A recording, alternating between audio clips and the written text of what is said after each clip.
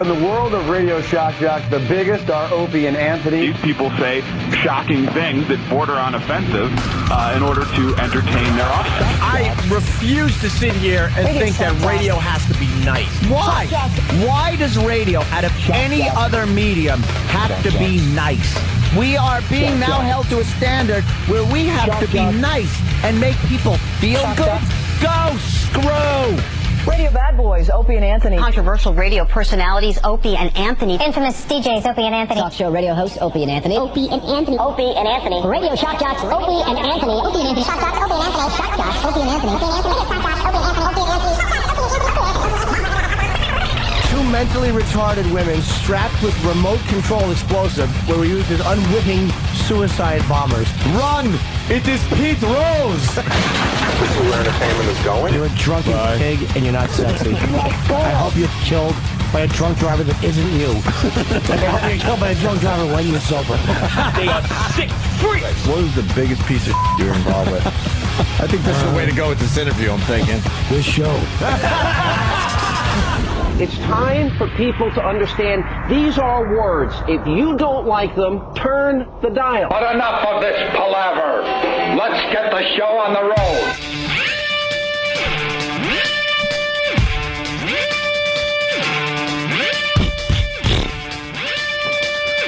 Thud, thud, thud. Hey. What? Good morning. This is always the awkward part of the radio show. What do you do? What do? You just kind of say hi. Right. How you doing? You comment on the little music thing. Just awkward for everybody involved. Just go, hey, how you doing? We're here. You give them a big good morning. Good morning. But you don't want to sound overzealous. Yeah, you don't want to sound like a hack show or something. Right. Hey, good morning to you. Well, here we are, ready to broadcast. I guess we could be a little more professional, but screw it. They gave up on that years ago, us being professional. The first words on the radio show shouldn't be, why isn't this light fixed? Yeah. Where's my cereal? Yeah. Well, we're here. Yeah. We're here. Again. I was going to do a chant for everybody. Oh, that one. Yeah. Really shake things up. Hey, it's the Opie and Anthony Show. That's what we do. Yeah. Phone number 877-212-ONA. You got onaradio.com. That's a fine website that links a lot of the visual things that we talk about on the radio show. Also has Stephen S. from Bayshore's Rundown and other fine little things to check out. So keep that in mind. You got the instant feedback. Have they? Whatever. Why am I asking? I already know the answer. Why? Why would they? There's an instant feedback that's linked on onaradio.com, but that's not the one we read here in the studio. No. So don't even bother using it. And they want me to acknowledge that there might be a PD in the house. Okay, sure. Really? Take care of the basics, and then I'll acknowledge you. Ooh. How are you, Anthony? Very well. How's single life treating you? Good? Good. Yeah, it's just in my house last night. Mm-hmm. Kind of big. big. And empty. I noticed it echoes a lot. It's very echoey. Yeah. But I am able to fling all the doors open to all the rooms. Because, when little Jack was walking around, little Jack. That's your little cat that you miss horribly. Yeah. Well, I was trying to keep him out of the rooms. Because so then he wouldn't, muck up any of the other beds in the bedrooms and stuff like that. But I can just fling them open, and the curtains are open, so it's nice and bright and sunny. And I was able to sit down and play Call of Duty 4 for as long as I wanted. That's nice. That was it. I just sat there for hours on end and played. Yeah. Yeah. You're like Richie Rich. You're like Richie Rich if he was able to grow up to be an adult instead of staying young in cartoon form. Yep. You have no responsibilities. No. All the money in the world. Fancy cars, a fancy house, and a lot of video games. It's just, yeah. And I finally decided, maybe I should eat. So I went to the fridge and saw nothing in there? No, because the cook was there yesterday. Yeah? She had cooked the food. so it was all in the fridge, and I was able to make something to eat. But for the most part, I just hang around now, eat, drink, and play video games. Oh, my God. You should have like a Congo line of people coming through your house to take care of you. The cook, the maid, the shopper, the duster, the stripper. What? Well, Keith and his lovely wife came by yesterday to discuss some plans about decor in my house, because she's very good at that. Getting some actual human furniture in there. And they were very nice. They actually folded my laundry and they feel sorry for you. And unloaded and then reloaded my dishwasher. Oh, that's a sign that they feel sorry for you. Let's go over to Anthony's and make sure he's okay. Nice. They were being very nice. Yeah. And took care of all that. That's a sign that people are worried about you. Oh, Jesus, he's just going to live in his own filth if we don't go over there. Yeah. They're going to have to put me in the shower. Well, are you going to work on a home for, girls? A home for wayward girls is what we were discussing yesterday, I guess. Now, I'm not sure if I want wayward girls that have maybe psychological problems or coke whores. Because I'm thinking I can open up a place for coke whores. I got a couple of bedrooms. No. I could open it up almost a rehab center. But my trick is I have a crap load of coke in the house.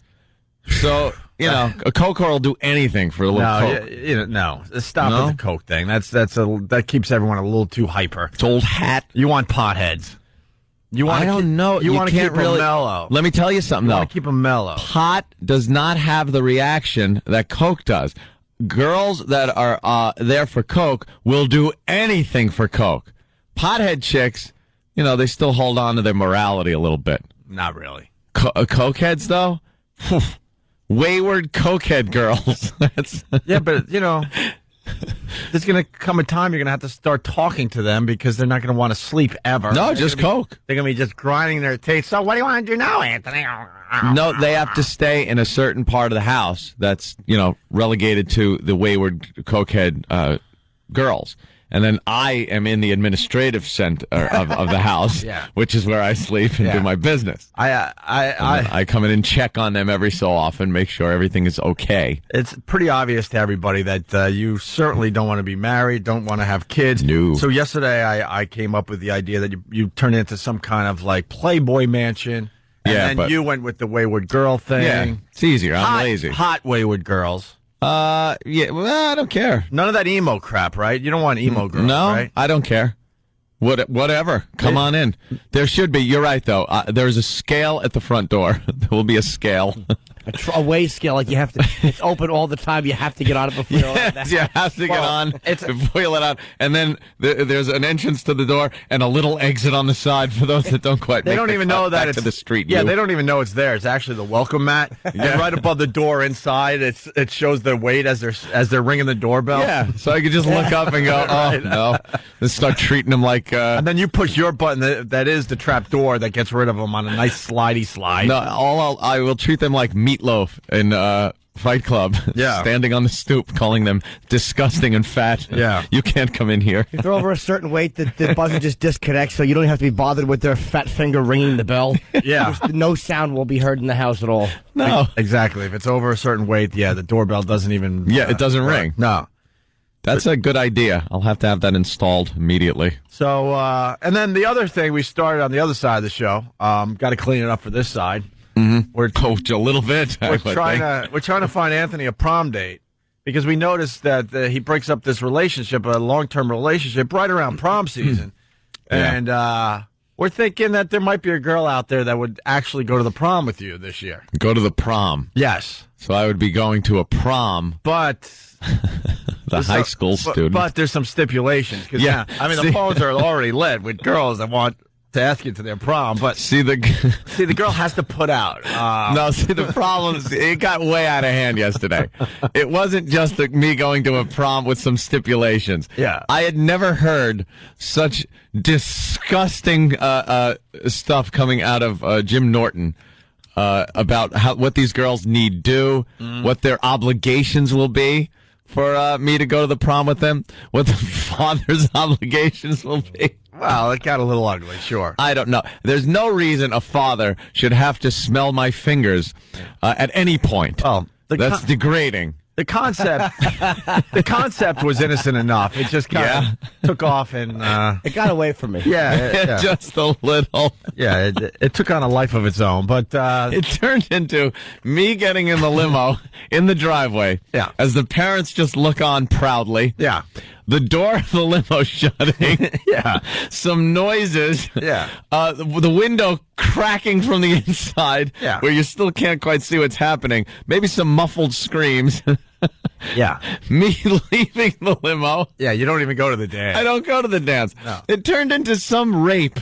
And the parents horrified. Well, Anthony Shelby would be parked by the side of the road. Yes. It's still running. He's just going to be in the limo for a few minutes. Yeah. And the part you forgot was after the inside of the limo incident, the window cracks a quarter inch and you put your lips to it and you go, I need a washcloth. Oh my God. And the mother has to bring a warm washcloth. Yeah, this isn't. And listen to her whimpering daughter in the vehicle. Because the excitement for the girl is to actually have you at her prom. At the prom. She's going to be, Queen S if you're walking around the prom with her. Who wouldn't? But that's the beauty of our bit. See, Anthony never actually goes to the prom. The whole setup. He'll get a tux and everything. Apparently. And he'll put a little corsage on your daughter. I'll nail the corsage right into her breast. Right. But it never really goes past the driveway. No, apparently of the parents' house. All it turned into was me sexually assaulting her in the driveway and then leaving in my own car. It was, hey, look, the millionaire shows up. Has to be a senior prom. The girl has to be of age and prove with identification. Well, of course. We wouldn't want to do anything. Nothing illegal or immoral. Illegal, right. Something that the girl wants and the parents are happy about. Certainly. And you show up. Yeah. You still, what you do is you still have your tuxedo is still in the hanger. It's still in the little bag that comes with the hanger. The dry cleaner, yeah. And you get in the limo with that, and then you get out with it still on the hanger. Like that. Only there's like blood spatters on it. Oh my God. We're still holding out hope that we could get you to a prom, though, Anthony. See, because this is any discussion like this is not going to really help. I think. I understand, but this is kind of a hacky radio bit. It's been done many, many times, but it's never been done in the Opie and Anthony style. Well, so we're truly open to the possibility that there might be a girl out there that needs a prom date, and Anthony is single, and he likes. He likes young girls. Is that the case? So we'll just kind of leave the door open and see if this thing takes off. Let's say hi to Scott in New York. Scott, what's up? Hey, Opie, I picture Anthony like that guy from Boogie Nights with a little Asian guy throwing firecrackers around. Yeah. Oh, yeah. What was that? That was good. Very nice. Well, he loved the Night Rangers. So what song did he love so much? Sister Christian. Yeah. You got Sister Christian for his girl. Christian. Motorin'. Yeah. And he's just got the Asian guy blowing off the fireworks. Yeah. Nice. What a great scene that was. He's dancing with his robe. He's on a coke bench. There's a guy throwing firecrackers. Christian, the time has come. All right, listen. Yeah. Now I'm going to want to hear the whole song. It's one of those guilty pleasures. Guilty pleasure. That's one of my guilty pleasures. I'd always put that on when I was playing Grand Theft Auto. Yeah. I tuned the radio station to that. Absolutely. Let's say hi to Steve in Cincinnati. Hello, Steve. Before you go to Steve, I want to correct you on one thing about the wayward girls wanting to talk to Anthony in the house. Yeah, yeah. No. He's an older gentleman, and he's creepy. And whenever he comes in to talk, if they're not high, they're going to be like, he's kind of creepy, don't you think? More coke. Yeah. And then the bag opens up, and Uncle Anthony's not creepy anymore, is he? Anthony seems a bit happy, though. Something's going on. Yes, of course. And those doe eyes of his. I'm a very happy man. Let's go to Cincinnati, Ohio. Steve, what's up? Steve, wait a minute. It's the wrong Steve. Here's our Steve today.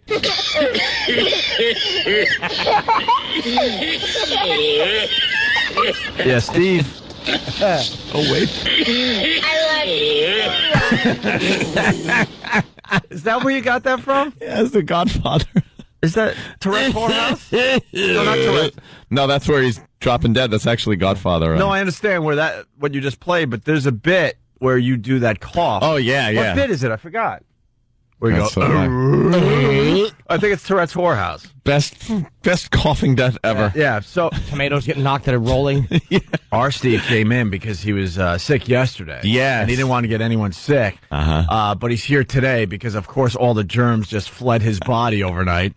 He doesn't think he'll actually get people sick today. And he's walking around with sick voice. Everyone's accusing him of having fake sick voice. Are you kidding me? We're 10 guys that never want to work for a living. You don't think we know how to do sick voice? Sick voice. So Steve's like, every day when I was working. I'm going down the hall to record Black History Month, the nominee for today. I'll be back in a little while. Yeah, he's doing his best Clint impression. Don't forget, you got that screening of Semi-Pro after the show today. Oh, we do. Punk. Just faking the sickness. Can we hear? Can he come on, Mike? I want to hear him talk. Oh, he doesn't sound like Cool Clint. He sounds like Heartbreak Clint. Yeah. The one that just not like the old days, Clint. Yeah. Where it was cool to sound like this. He sounds like the throat cancer, Clint. Here comes sick Steve with his sick voice. Yes, Steve. Oh, sick voice. Sick voice better. Sick voice better. How was it better? You came out sounding By the horribly. way, when you left the office, when you were sounding like this, and then you walked down the hall, I heard. So Tim, I'm coming to production to. It wasn't that bad. Oh my God, your voice completely changed as soon as you were out of our. Well, I got my throat drops, so I'm hoping those. Wait, you don't have sick voice anymore. Yeah, I know, because I'm numbing my throat with this. No, because we called you out on it. Now you act like you feel stupid. If I was faking, I'd admit it, but I'm not. What happened to Travis? Help me out. What happened? Like literally a half hour ago. Guys, yeah, you're looking happy today. I'm still sick. Different. Oh, please. I never do the walking wounded thing. I never do. Your voice is completely different. You leaned over Opie's computer and were pointing at something, and you were like, "Yeah, this is. We'll grab this." And you notice some of the animations are now up on the website, but yeah, and now he's talking normal. Now it's just Steve again. Yeah, exactly. Poor Steve. I don't care, and I just know that I'm going to walk in here.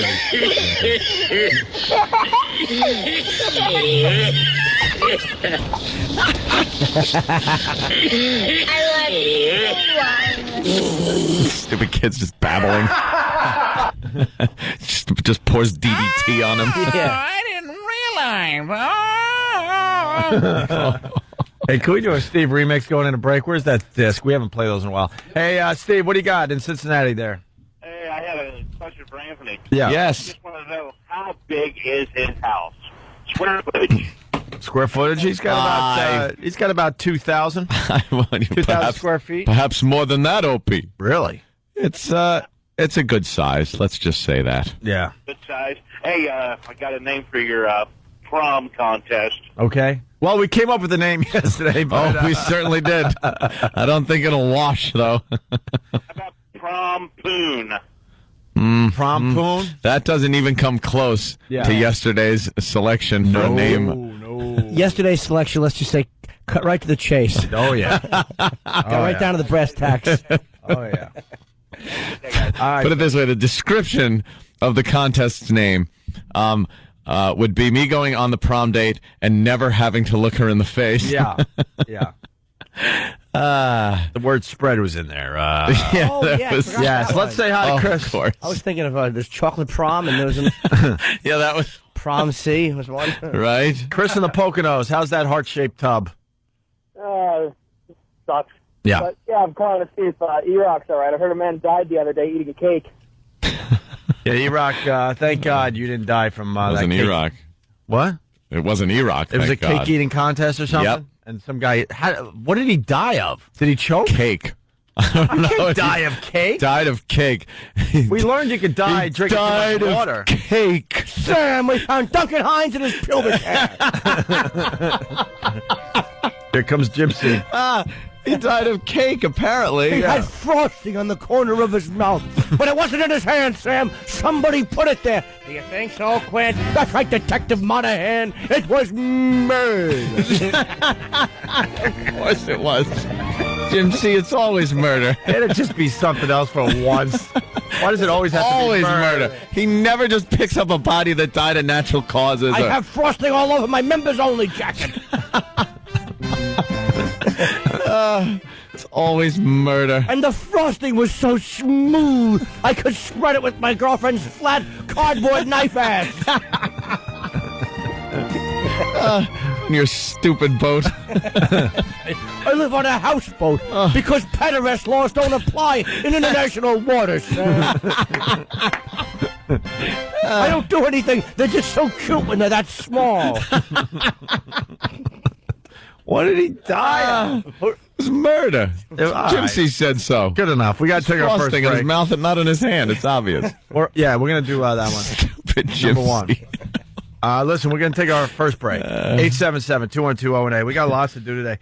We got the Obama controversy. It's on every front page. Oh, yeah, his picture. The Hillary Clinton campaign really stepped it up and I think did a great job, even though they're being called out on it. It's called throwing in the kitchen sink. Yep. They're a little desperate. Oh, this desperate move, but it's a pretty good job. It's on the cover of every paper. I think they look bad. The Clintons look bad. It looks like, look what they're pulling this time. It looks bad to people that think. Well, you got to realize most of the country just looks at that and goes, ah! Well, now we don't have to discuss it because that was our angle after the break. Yeah, we'll talk about it a little more after the break. Also, Whoopi's crying. You got Oprah. The Oprah clip is great. Yeah, love it. The Oprah clip is great. She had Valerie Bertinelli on, and I know we're a dude's show here, but they were talking about kissing women, and Valerie Bertinelli asked Oprah, and her reaction was priceless. Great. And we'll get into that after the break as well. But first, in honor of Steve being, sick voice Steve. But he wasn't sick voice on the air. I'm fine now.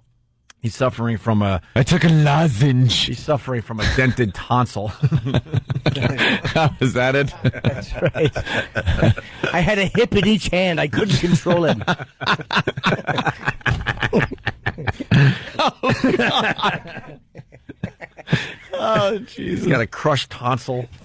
Yes. Something banged into it last night.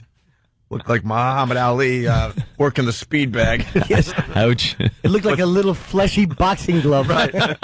Muhammad Ali just doing right to a speed bag. Hey, here's Drew Boogie. Steve hates midgets as we go to break. Opie and Anthony. What?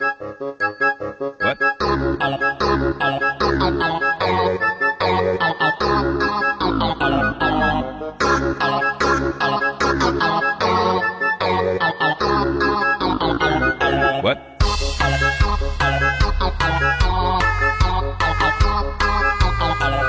What?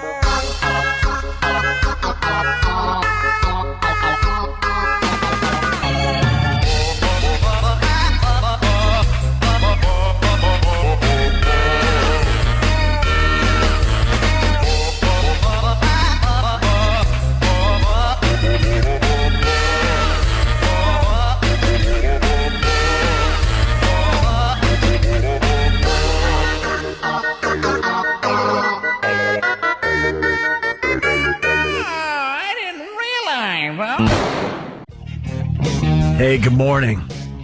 Yeah, how you doing? Let's all talk like Steve. It's Sick Voice Tuesday. Yeah.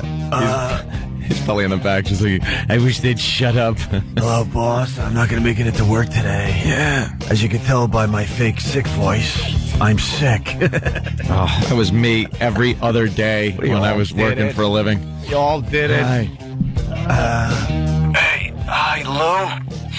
Yeah, I'm not gonna make it in today. I feel like crap. It's really bad. I'm just gonna take the day so I feel better for tomorrow. That's right. Wait, hold on.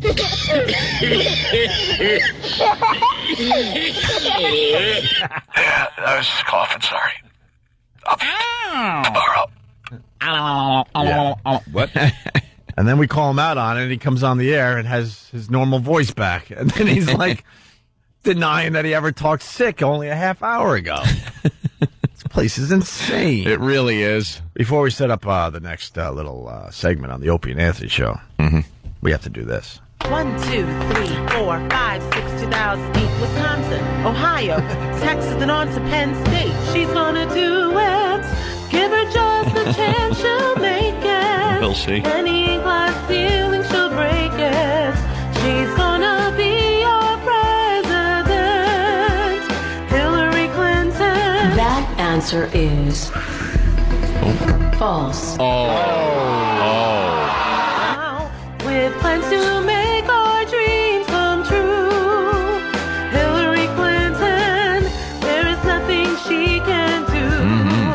Never heard the word impossible this time. Except keeping her husband from doing things in turns. She's gonna do it.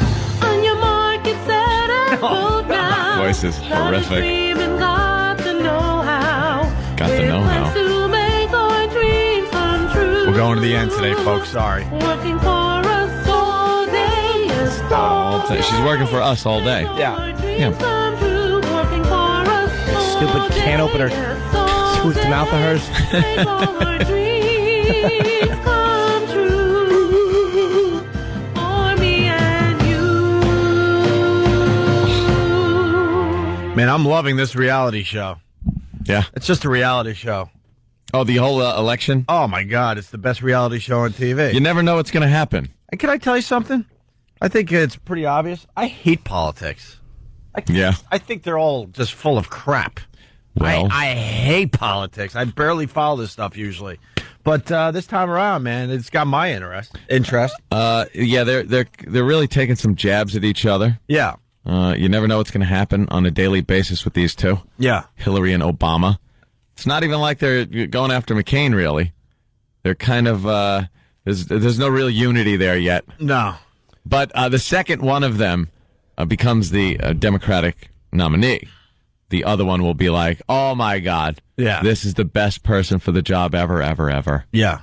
But meanwhile, all that stuff I said before, just don't even think about that. I was in the gym yesterday, and I was thinking why I want Obama to be president. And it's a very simple thing. The show? Well, it's very good for the radio show because you're going to lose your mind. In the end, I don't really care. But if I had to pick one, I would go with Obama. Yeah. And I was thinking, why do you really want Obama? And I remember being a kid and learning about President Kennedy. Oh, they were going to say, I remember being a kid and it comes what my father used to say about those people. Oh, no. Oh, okay. No, that was me. I think my dad saved that for the VA hall. Oh, was that it? He didn't bring that home, but man, when I went to the VA hall with him, wow. Words were flying. Wow. Yeah. But they all were doing it. Of course. The black vets, the Polish vets, the Italian vets. Just rag on each other. Oh, my God. They were amazing. But anyway, it's as simple as this. I want a young president. You learned about Kennedy when you were growing up, and you're like, wow, it must have been really cool to have a young president. With some, young ideas. Right. And some young energy. And you knew he was banging, really hot broads in between signing things with 100 pens. Nice full head of Kennedy hair for Oswald to aim at. Sure. Whatever. Was not old and gray. But it came down to that. It comes down to that. I just want a young president. Unfortunately, this time around, the choice isn't that great. I'm not going to sit here and tell people that Obama's amazing. He lacks a bit of experience, but I still want someone young in the White House. Like old white guy is getting just old at this point. Yeah, but we still have a country. McCain was babbling on TV this morning like another old white guy. Just, like Frankenstein. Yeah, just saying old white guy stuff. But old white guys kind of kept the country together. Has it? Yeah. We're still here. We've been we're on a downturn. Well, that was because of the last white guy. Last white guy record? Last white guy kind of screwed some things up. For everybody else? Yeah, and that was on the heels of, a bunch of Arab guys in airplanes. Mm-hmm. So that screwed things up. But I don't know. Is the answer young black guy? Or menopausal white woman? Or really old white guy? Or old white guy? Or oldest white guy ever? Wow, do we have a choice? That's what I said yesterday. I'm like, out of all the people that live in this country and all these qualified people, we get this? And a woman with her seeds drying up. a black guy that I don't think's ever been out of his state since until the election. Yeah. Till he's going around campaigning. Yeah. And old Frankenstein that can't lift his hands up above his head. Look, we all got to acknowledge that the choices are a bit weird this time around. Mm-hmm. But Obama, the big news today in this reality show, you got Obama in Somalia. Somalian garb, right? It's on the front page of the New York Post here in New York. It's pretty much on every paper today.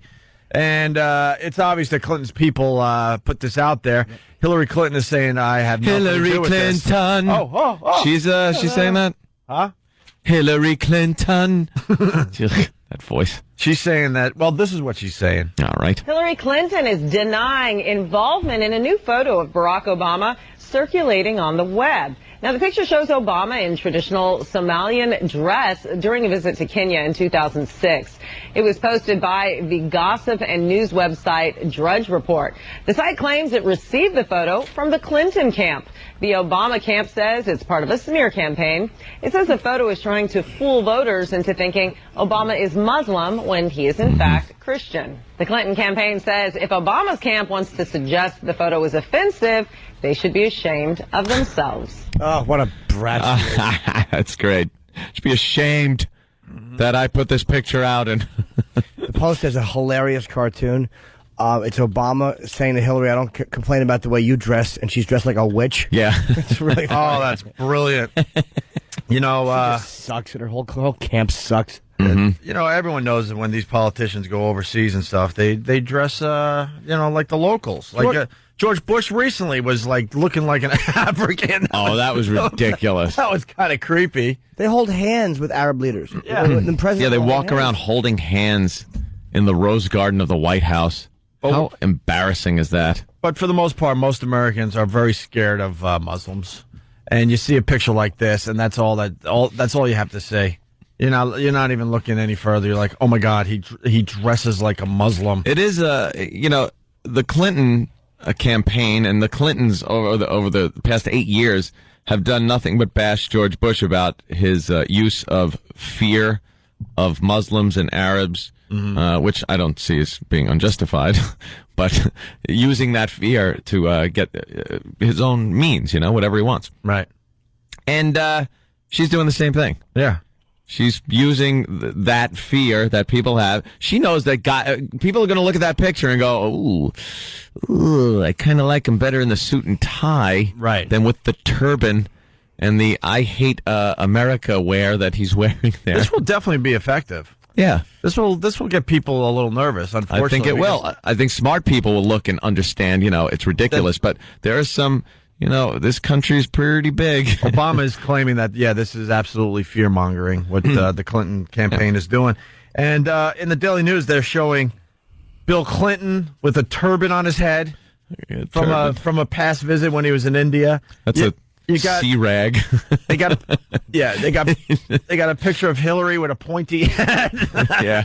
She's got one of those Chinese hats, right? Yeah, the pointy hat. It's the hat they used to wear when they were working on the railroad. Actually, it was when she was touring Vietnam, so there you go. Is that hat. it? And then you got President Bush in a Chinese jacket. It's when you used to throw a grenade in a helicopter with. Yeah.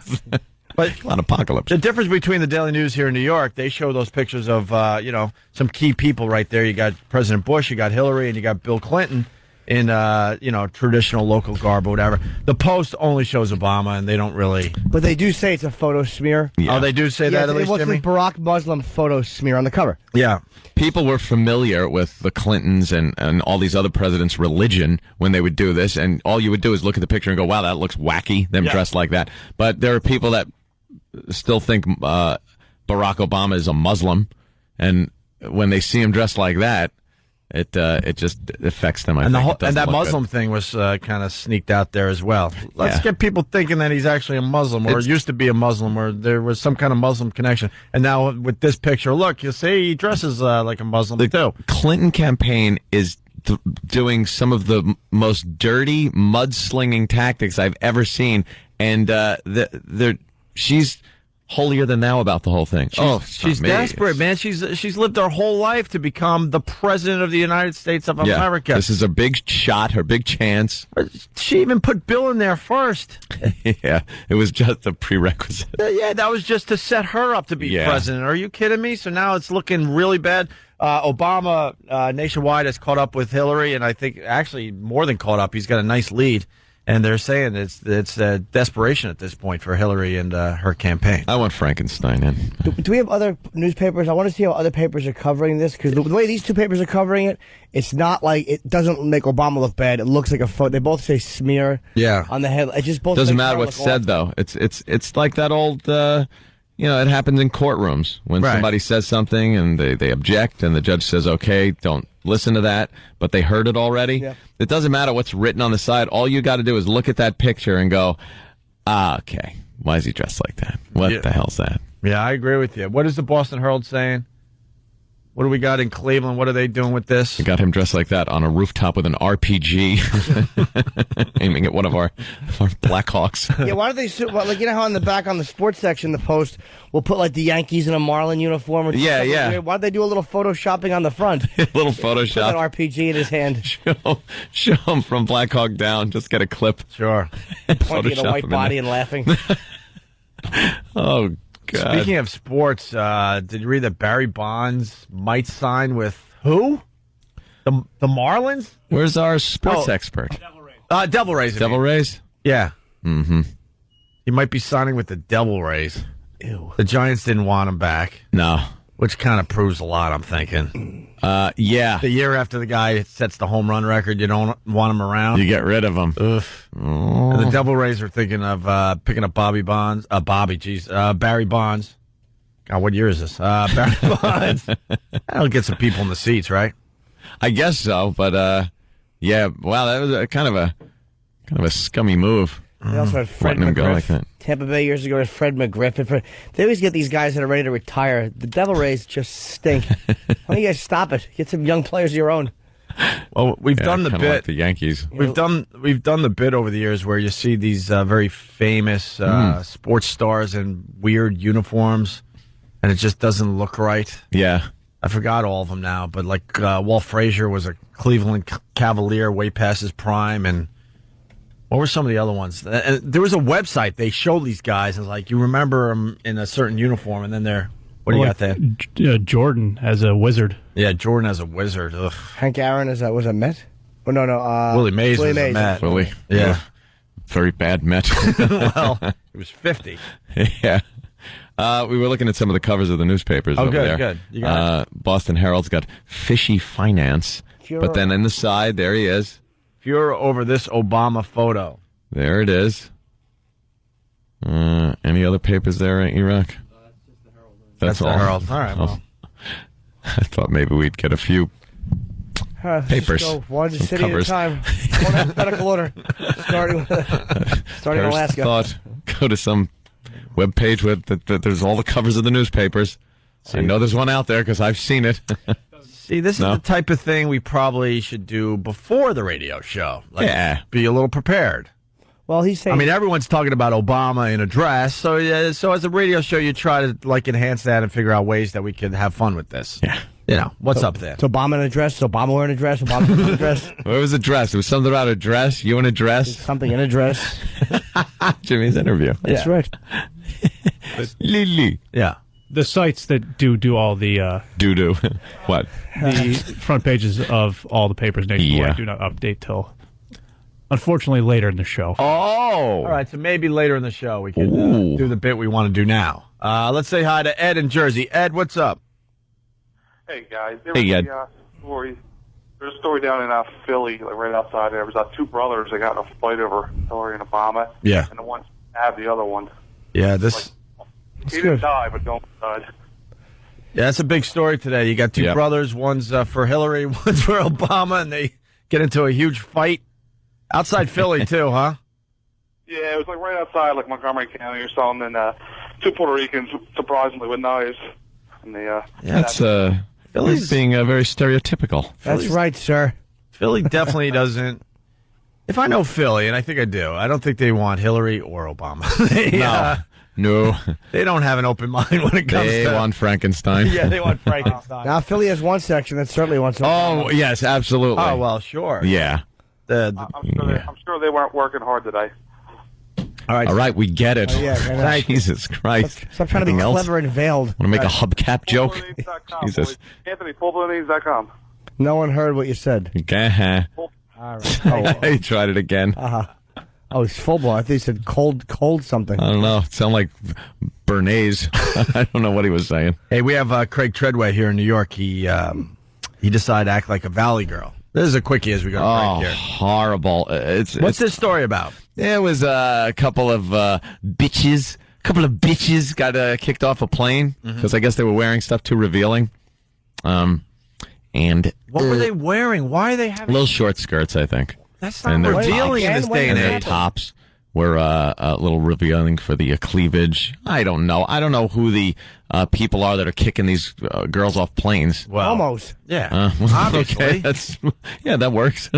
Most people hate to fly. Like, give us a little, eye candy. What's wrong with that? Yeah. Well, you're scared that you're going to, plummet to your death, and you look to your left, and you got some girl, dressed like Britney Spears. And you kind of have an impure thought before you die. That might be why. Might be good. Okay. That's true. Might be it then. But they were talking about the story, and then the girls, apparently, the news crew decided they were going to imitate the way the girls talked in Valley Girl fashion. Right. Because it's 1984. Right. Or something, whatever year that was, 82. So you get this, a news guy doing this. And like in Florida, two 18-year-old girls say they were treated like unfairly on a Southwest Airlines flight because they were like too... By the way, this is... Oh, Jesus. This proves how effed up we are as a country. This is a black guy. Of course. Doing a Valley Girl impression. But if you do a black guy impression... Yeah. Fire! You couldn't, you couldn't do that. They threw a black woman off the plane, and she said, "Why you throwing me off the plane?" Let's see Sam Champion pull that one off. Yeah. Go ahead, do the impression. Go ahead. Okay. Why needs to get somewhere? That's right. She sang Old Man River as they dragged her off the plane. And everyone's laughing in the background as they're all being fired. Fired. Totally and completely fired. Yeah. Stupid So crackers. fired. But black guy, Yeah, he could do whatever he wants. Sure. And like in Florida, two 18-year-old girls say they were treated like unfairly on a Southwest Airlines flight because they were like too pretty. The college students say the flight crew was like rude to them. One of the girls claims that when she got into a heated argument with another passenger over using the bathroom, the flight crew only questioned her. Police later escorted the girls off the plane. When it landed, they were not charged. Southwest Airlines has banned them from any future flights. As is. Wow. Shut up. I mean, just because they look like that? Yeah. I mean, oh my gosh. Are they too pretty? Let's go to Jill Nicolini now. Totally. Silly girls. Okay. Good morning, guys. And Jill didn't get the joke because she talks like that. Yeah. Yeah. I want to see. I want to see nice stereotypical black voice. Of course, please. Yeah, you won't say that. No, why sorry. not? I wonder why. When a little bit of it. Well, there's a couple of double standards out there, I guess. When did the local news turn into morning zoo radio show? It really is. Just read the news. Really? It happened when Kennedy was assassinated, when Cronkite came out and goes, "Did y'all hear what happened in Dallas?" Yeah, exactly, Jimmy. Never happened. No. Not with Cronkite. No. I don't know. You turn on these morning news programs, and they got to be wacky and zany, doing impressions. Every ethnicity represented. We get it. Yeah. We get it. Thank God you can get real news on the internet now. Thank you. Thank you to the internet. Whether you can believe it or not. That's right. Hey, we got to play Surfer Dude. I mean, because you got the Valley Girl. Oh, yeah. It leads into Surfer Dude. This guy's for real. We love Surfer Dude. But the park is still flooded, so you'll see kids out there again. Some of those kids today will be my co-hosts. It's just dude, you get the best barrels ever, dude. Just you pull in, and you just get spit right out of them, and you just drop in and just smack the lip, whoop-ah, drop down, snap, and then after that, you just drop in, just ride the barrel and get pitted, so pitted like that. It's a way of looking at that wave and saying, "Hey, bud, let's party." That is a real-life Spicoli. I was turned on to that clip months ago by AJ and just ignored him. That Get clip is pitted. wonderful. That's a wonderful clip, man. Did you get pitted, son? He really enjoys his surfing. Good luck getting a job. Good luck on that one. All he needs is a cool buzz and tasty waves. Yeah. All right, Hamilton. After the break, remember yesterday we were talking about that screamer bird? Yeah. One of the faithful listeners sent in audio of the screamer bird. You're not going to want to go anywhere. Horrid. Oh my God. Why are there any of these left? Why aren't they extinct? And by the way, remember the bird noise we played yesterday? And I thought was a screamer bird. It was the bird that that Than recorded when he was away in Mexico. He was at a wedding, and this bird was waking him up every morning. And I was thinking it's the same bird. You remember yesterday, right? This bird, I'm going to play for you after the break. Oh my! You might turn around and slap your wife this morning. Yeah. No, the one we played yesterday, the bird from today makes that bird yesterday sound like a little robin redbreast tweeting in your backyard. Yeah, after the break, we'll play the bird from yesterday, and then we'll play the actual horned screamer. It's called the horned screamer.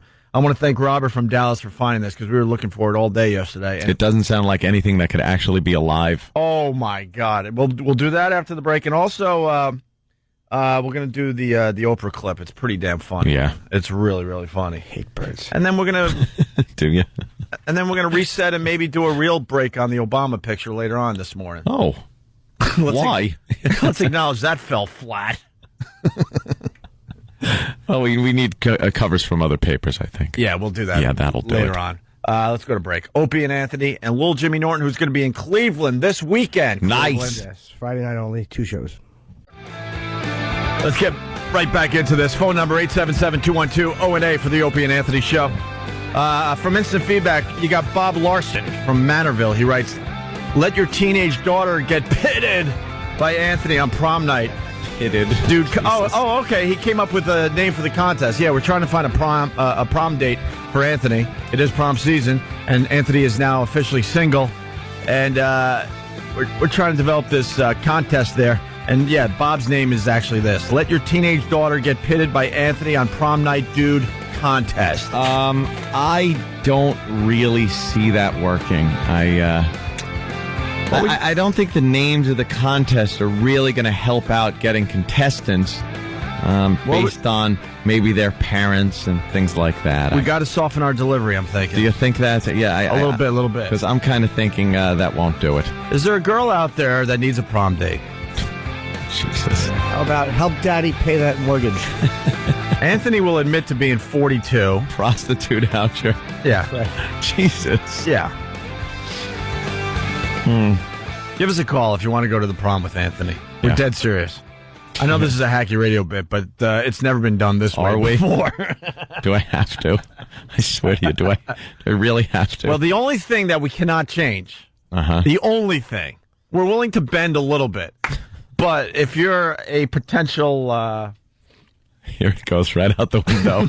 Here it goes. If you're a girl, a bit lonely, you don't have a prom date, this is the only thing we're not going to budge on. You have to put out for Anthony. Jeez. Right. The other stuff, how you put out and all that, we're willing to bend a little bit. A little bit. 3 different ways you have to put out. I am not going to sit here and sound desperate. The only thing we will not change is the fact that you definitely have to put out. Whatever your definition is of putting out is. Let's maybe get that definition from the ladies. I think... And negotiate a little bit. You're definitely setting me up for a bunch of little piggies. I want to go to the prom. Yeah, but what if they girls that would not be... Then that goes back to the thing we discussed a few days ago. What's that? About the fact that they put out or chubby girls are better at doing certain things. It doesn't matter to me. I don't want to look at that. All right, get the chart ready because we got to figure out the... 3 different ways. Oh, turn down your radio, please. Martina. Yeah, We got Martina from Jersey. How old are you? I'm 16. Too young. All right. Why? Well, we'll be the judge of that. What? Terrible. You're 16. Yeah, I need a junior prom date. You need a junior prom date. Well, all right. What do you expect on a prom? Like, what's your idea of a really good prom? I think we got to be careful because she's 16. Oh, it's fine. Honest with you. Because the bit we want to do, we need like the legal age of consent. What's the legal age of consent for Jersey? That creep Dan Natterman knew. 17. Of course he did. 17. It's 17. When's your birthday? Tomorrow? Yeah, if your birthday's tomorrow, give us a call back. What do you want though? What's like your perfect prom date? Fun. Fun. Well. And what? And funny. Oh, fun and funny. Well, that's me. Jesus. Anthony is. I'm so fun and funny. He's very funny, and he always has a pocket full of Vicodin and other barbiturates. Yeah. So he's fun, too. Yeah. Oh, it looks like a tin of Altoids, but... Do you underage drink a little bit? All right, listen. Yeah. All right. Look, the phones are lit with girls that we could possibly talk to. I hate to do this, but this is where we would get fired for the third time. No, it's only if you get inappropriate. I understand. Well, I think I'm just carrying on a conversation. But we're dead serious. Yeah, we want to get you to a prom in the next couple months there, Anthony. Okay, what just describe yourself a little bit. Okay, 5'2". Okay, petite. 132 pounds. All right, I hear some Hispanic in you. That could be a problem. Oh, actually, I look Hispanic, I sound Hispanic, I even speak Spanish, but I'm Egyptian and Lebanese, so... Egyptian and Lebanese? Good, you and Anthony can have interesting political banter in the back of the limo. As I'm punching you in the face. I guess we found the werewolf that Bob Kelly saw. Oh, yeah. How often do you have to wax? Hourly? Oh, my God, no, never. I just get my eyebrows done, that's it. Oh, you get that unibrow thing going if you don't? No, I don't, I'm not a werewolf. Oh, okay. All right. You don't have any bombs strapped to you or anything, right? And would you go to the prom with a guy? Just, as a goof. As a what? Never, even as a goof, would I go to a prom with But a it's guy. okay, because it's a goof. All right, Martina, thank you. My sweetheart, when I was 21 or 22, I was dating a girl who was in high school, and I had to go to her senior prom, and it was so creepy. I was older than all of her friends, and then the next day she went down the shore with like some guy that she was banging on the side. It was really awful. Jimmy. Poor Jimmy. Poor me, nothing. It was so stupid. We're going to find you a prom date, Anthony. Yeah? Yes. All right. Well, that was that went nowhere though. Well, just because the age thing. A little. Oh, trust me, if she was legal, we would have had a little more fun with that. Hey, we got this bird thing. It started out as a goof yesterday, but it's taken on a life of its own. I was reading the New York Times on Sunday, and there was just a dumb little article about this this bird called the horn screamer. Yeah. And what's going on? It's in South America. It's only in a couple places in South America, and this bird is so obnoxious that it's driving people from their homes.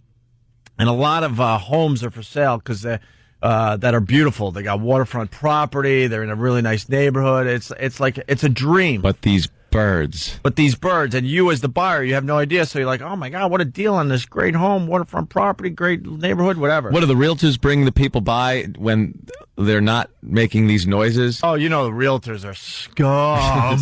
so they probably know like these birds do this at night or in the morning when or they're sometime. Sleeping or nesting. Absolutely. It must be like it must be like one of those movies where you got to get home before dark. Yeah. Where they're like, oh, we just want to take another look around a little bit. No, we have to leave now. Right. No. I Am Legend again. So leave. The article is great because that was the whole gist of the article, that people are pissed because they're buying these homes thinking they're getting a great house, and these birds are driving them nuts. Ugh. So yesterday, a little twist to the whole thing. Than was in Mexico for a wedding, and he recorded. He didn't know I was reading this article, and he recorded a bird that was keeping him awake. Donkey show for the bachelor party. It's Mexico, no? Yep. Yeah. Got to go to TJ for that. So every morning, Than was being woken up by this bird in Mexico, which turns out to be a different bird. And Than recorded the bird that was waking him up every morning. And it is an obnoxious sounding bird. I'll give you I that. hate more. Really? I'm not sure, yeah. Oh, really? Wait till you hear the horned screamer.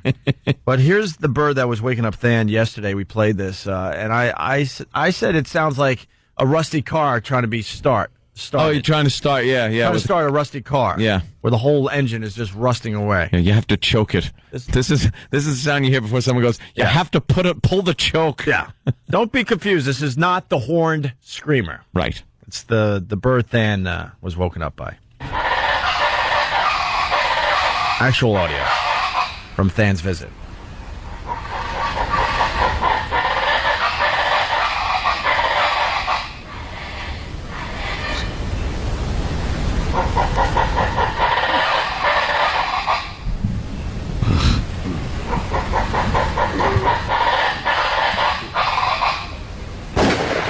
That's all you'd hear from my house.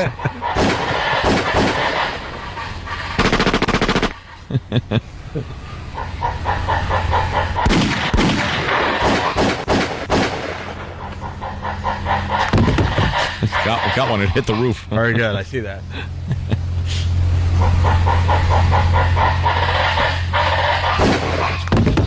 All right. So there you go. That's that last one was when you shoot yourself because there's too many of them. Too many birds. Running out of ammo. Save the last bullet for yourself. They just keep on coming. Are you ready to hear the horned screamer? This is the horned screamer. Yes. All right. Way more obnoxious than the bird that woke up Than every morning. Here is actual audio of the horned screamer. Hey.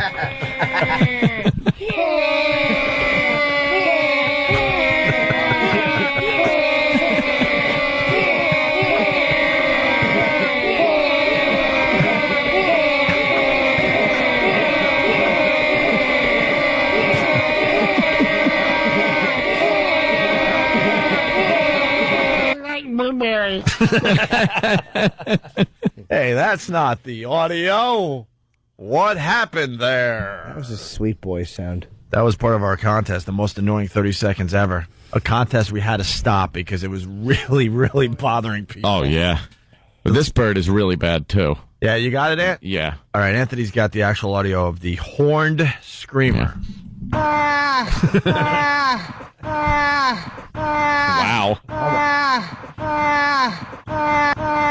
Oh my God.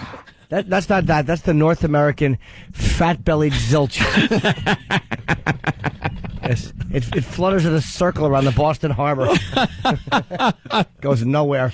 Unless it's under the wings of the giant Dane bird. Yeah. Here's another... the horn screamer? Yeah, the horn screamer. Here we go. Actual audio. We got to get to the audio. Yeah. Oh my God. Is that the horn screamer? No, that's the Florida incompetent willow. It does nothing but stupidly buzz over radio stations and wreck their signal. Feeds on mayo. Actually eats cake. The only bird. Is that it? A cake-eating bird? It's a cake-eating bird, yeah. Yes. All right. And then there's one that eats things that sound like cake. That's terrible. I'm sorry. Yeah. Yes. Of course it is. Sorry. Ladies and gentlemen, I present you the actual audio of the horned screamer.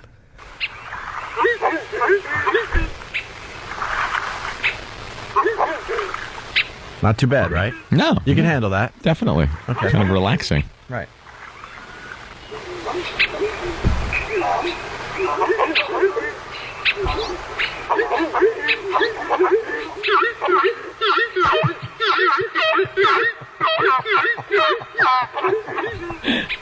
I would have to kill that thing.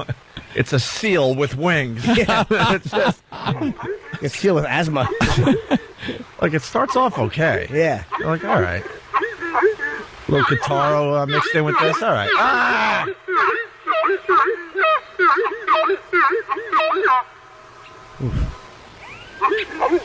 Driving people from their homes. Sounds like Chrissy Snow laughing. Yeah.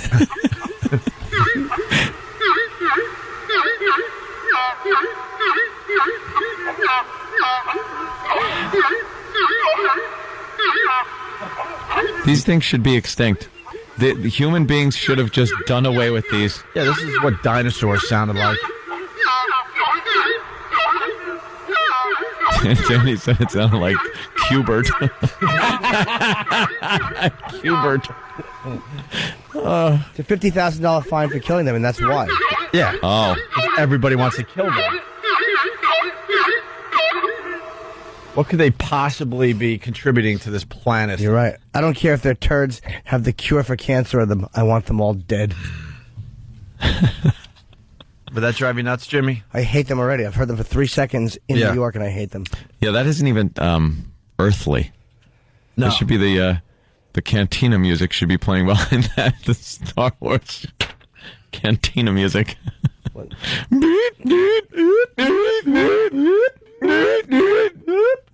Boop. Let's say hi to Steve on Long Island. Steve. Yes, Steve. What's up? Hey, Steve. That sound that bird makes is the same sound that Steve's hybrid makes when he honks the horn in traffic. Frunkus to you, sir. Yeah. Haven't heard of Frunkus in a while.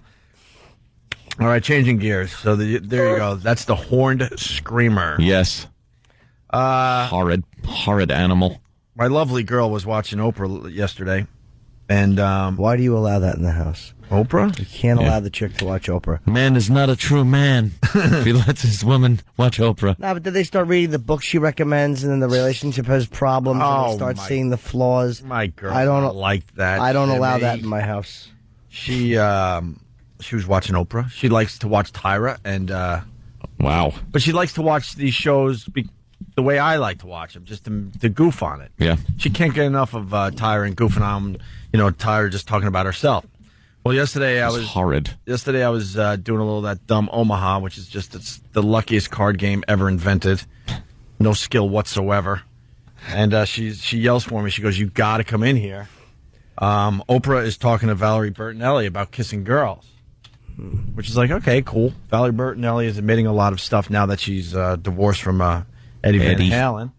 And Oprah, now there's been rumors about Oprah. Let's just be honest with the people out there. There's been a lot of rumors. A lot of people are scared to talk about it, but a lot of people are saying that Oprah is a lesbian. We don't know. Got that Stedman, I guess, is the boyfriend. Right. And been a boyfriend for how many years? Forever? Forever. But you never see him anymore. And they're not married. They're not married. They're not. He looks a little questionable. Looks to me like a very genuine relationship. Yeah. You see a lot of affection between the two of them. Sure. They hit knuckles before they go to bed. It's been rumored that Gail possibly is more than a friend, and Oprah has denied that. A lot of denials. We have no idea, but they're floating out there. And then one of the websites showed a picture of a really hot black woman that hangs with Oprah all the time, and some people have claimed that might be something. Mm-hmm. I want to make it perfectly clear. We have no effing idea. We don't know. What do we know? There's certainly some suspicion out there. Who is she? Oprah's assistant? Is she like an assistant? I don't know, but she's some kind of black model that is gorgeous. I forgot what website had that. Really? It went away fast, by the way, too. So she can make things go away. So Oprah's talking to Valerie Bertinelli. Except the pounds. And this is what's weird. Like, Oprah's allowed to ask whatever question she wants, but then the person asks the question back, and now all hell breaks loose. Okay? So here's a clip of Oprah asking Valerie Bertinelli if she's ever kissed a girl. And this is how it went down. Just listen. Listen closely, and then we'll decipher what we hear here. You also wrote about passionately kissing another woman while you were married. Did I write about that? Yeah. Yeah. She was a good kisser. She really was. That's why I just said, as I was reading, I just would just tell everything, Have you ever kissed a woman? No. Okay. No. We don't start those rumors again. No. No, I'm sorry. I really haven't. No. No, I believe you. And if I had... You'd let us know. I know. I'd let you know. You'd have let us know. I would have told you years ago. Yes. Yes. Yeah. No. Now, that is...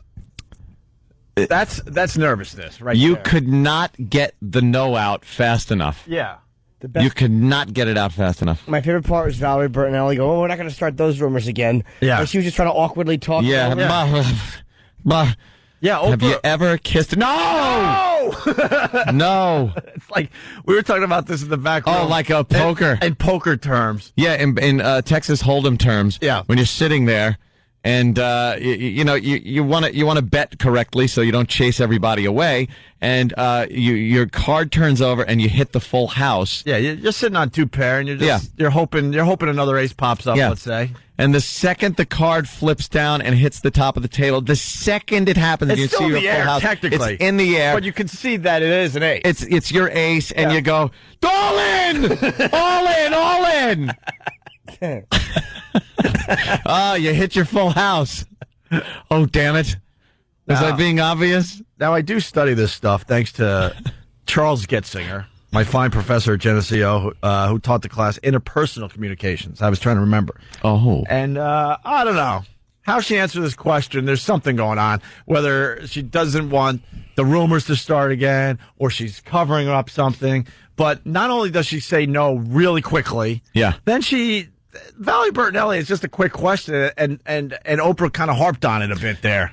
No, She elaborated. Yeah, she was just like, she couldn't say no enough. Yeah. Or quickly enough. Yeah, listen again.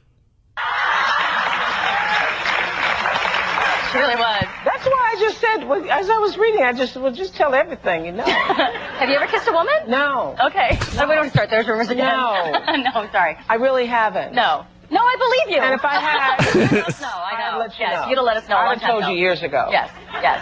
See, Valerie Bertinelli's even like, she got scared. Like, oh my God, Oprah's going to kill me. Yeah, Valerie's going to have me killed. Feeling a little weird. It's like, no, I believe you, because Valerie Bertinelli was a throwaway question. A no would have sufficed, but Oprah had to go, no. Hey, we don't want to get those rumors started. I didn't even notice that the first time I heard it. Get those rumors started again. Started again, you know. How you with the rug? Yeah, like we all know, stamp liquor. We all heard those rumors, didn't we? Thank God those rumors are dead, right, Oprah? Didn't mean to bring that up again. An old hat. Just said, as I was reading, I would just tell everything, you know. Have you ever kissed a woman? No. Okay. No. We don't start those rumors again. No. No, sorry. I really haven't. No. I love it, man. No. Oh, sorry, I don't want to start those rumors again, but, you know, your breath does smell like trout. I don't want to start those rumors again. She really nailed it to her, didn't she? That really was an unintentional crucifixion. Yeah. If she would have just said, I'd hate to start a rumor, that's one thing, but we wouldn't want to start those rumors again. You know, the ones that were around a few years ago about you being a lesbian. Yeah, if you're gonna lie to someone, you just gotta pause before you answer the question. Keep it smooth, right? Keep it smooth. All in! You just don't see that on the professional poker tour. Just count to 100 in your head before you answer the question. Take a breath. Yes. I don't know, you can't wait too long, though. No. You can't, all right, like you're thinking about it? Say to me, have you ever kissed a guy? Well, Jimmy, have you ever kissed a guy? See, that's no good. You can't do pause. that. It's got to be just a quick. Yeah. No, I have not. You can't. But you can't also do. Okay, ask me. Anthony, have you ever kissed a guy? No! No! Don't start those rumors again. All right, wait. I want to do a little something with this, if you don't mind. I was reading, I would just tell everything, you know. Have you ever kissed a woman? No. Okay. You're a liar! We don't start those rumors again. No. Goddamn liar! No. No, I believe you. And if I had, you'd let us know. I know. You'd have let us know. I would have told you years ago. Yes. Yeah. Oh, boy. Yeah. Isn't that weird? Yeah, I'm sure. Isn't that a little weird? She hasn't. I'm sure that road trip with Gail is legit. Oh, yeah. Who knows? I don't know. I don't know. She's powerful. We don't know for sure. Yes, of course. We don't know. One more time. Just tell everything, you know. Have you ever kissed a woman? No. Okay. No. We don't start those rumors again. No. No, sorry. I really haven't. No. No, I believe you. And if I had, you'd let us know. I know. I'd let you know. You'd have let us know. I would have told you years ago. Yes. That answer is false. Oh. No! No, no, no, no, no, no, no, no, no! No! No, no, no, no, no, no, no, no, no, no, no, no, no! No! Let's say... Stay out the bushes! Yes, stay out those bushes. Let's say hi to Travis in PA. Travis. Hey, what's up, boys? Little Jimmy. No! Hello. No. Oh, what? No. Yes, sir. Hey, I just like to point out that Oprah also said if she had kissed a girl, she would have told you years ago. maybe insinuating that this is going on for some time, this denial. Yeah.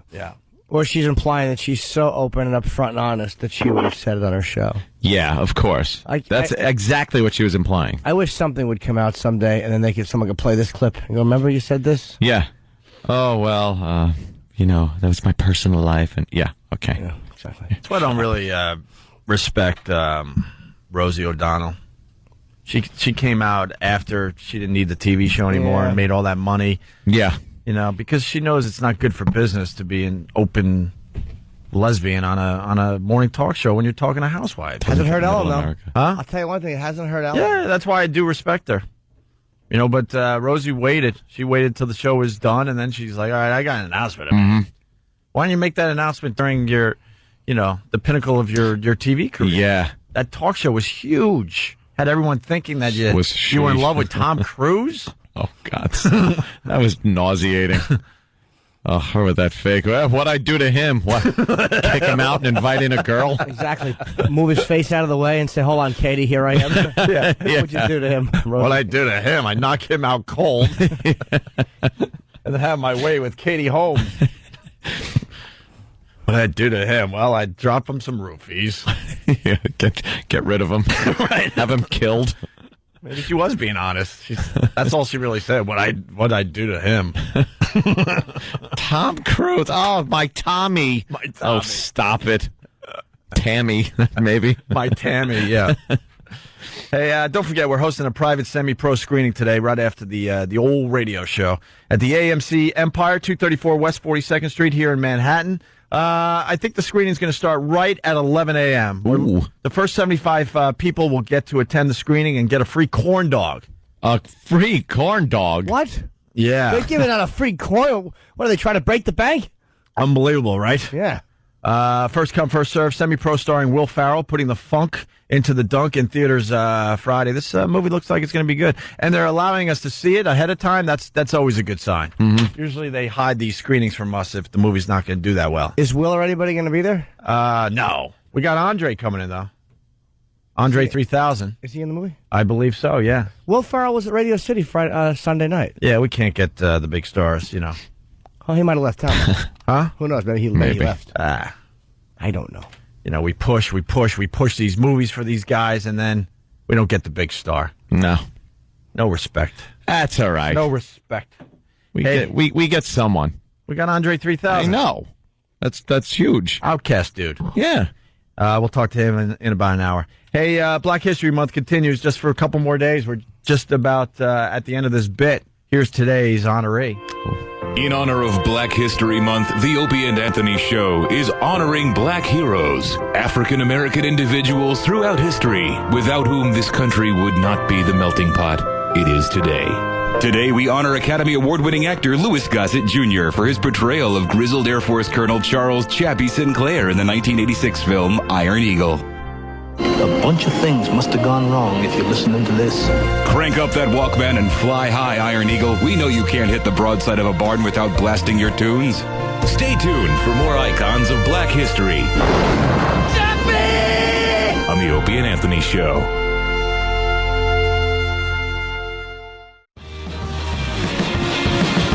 How's everybody doing today? I want to say good morning to Cleveland.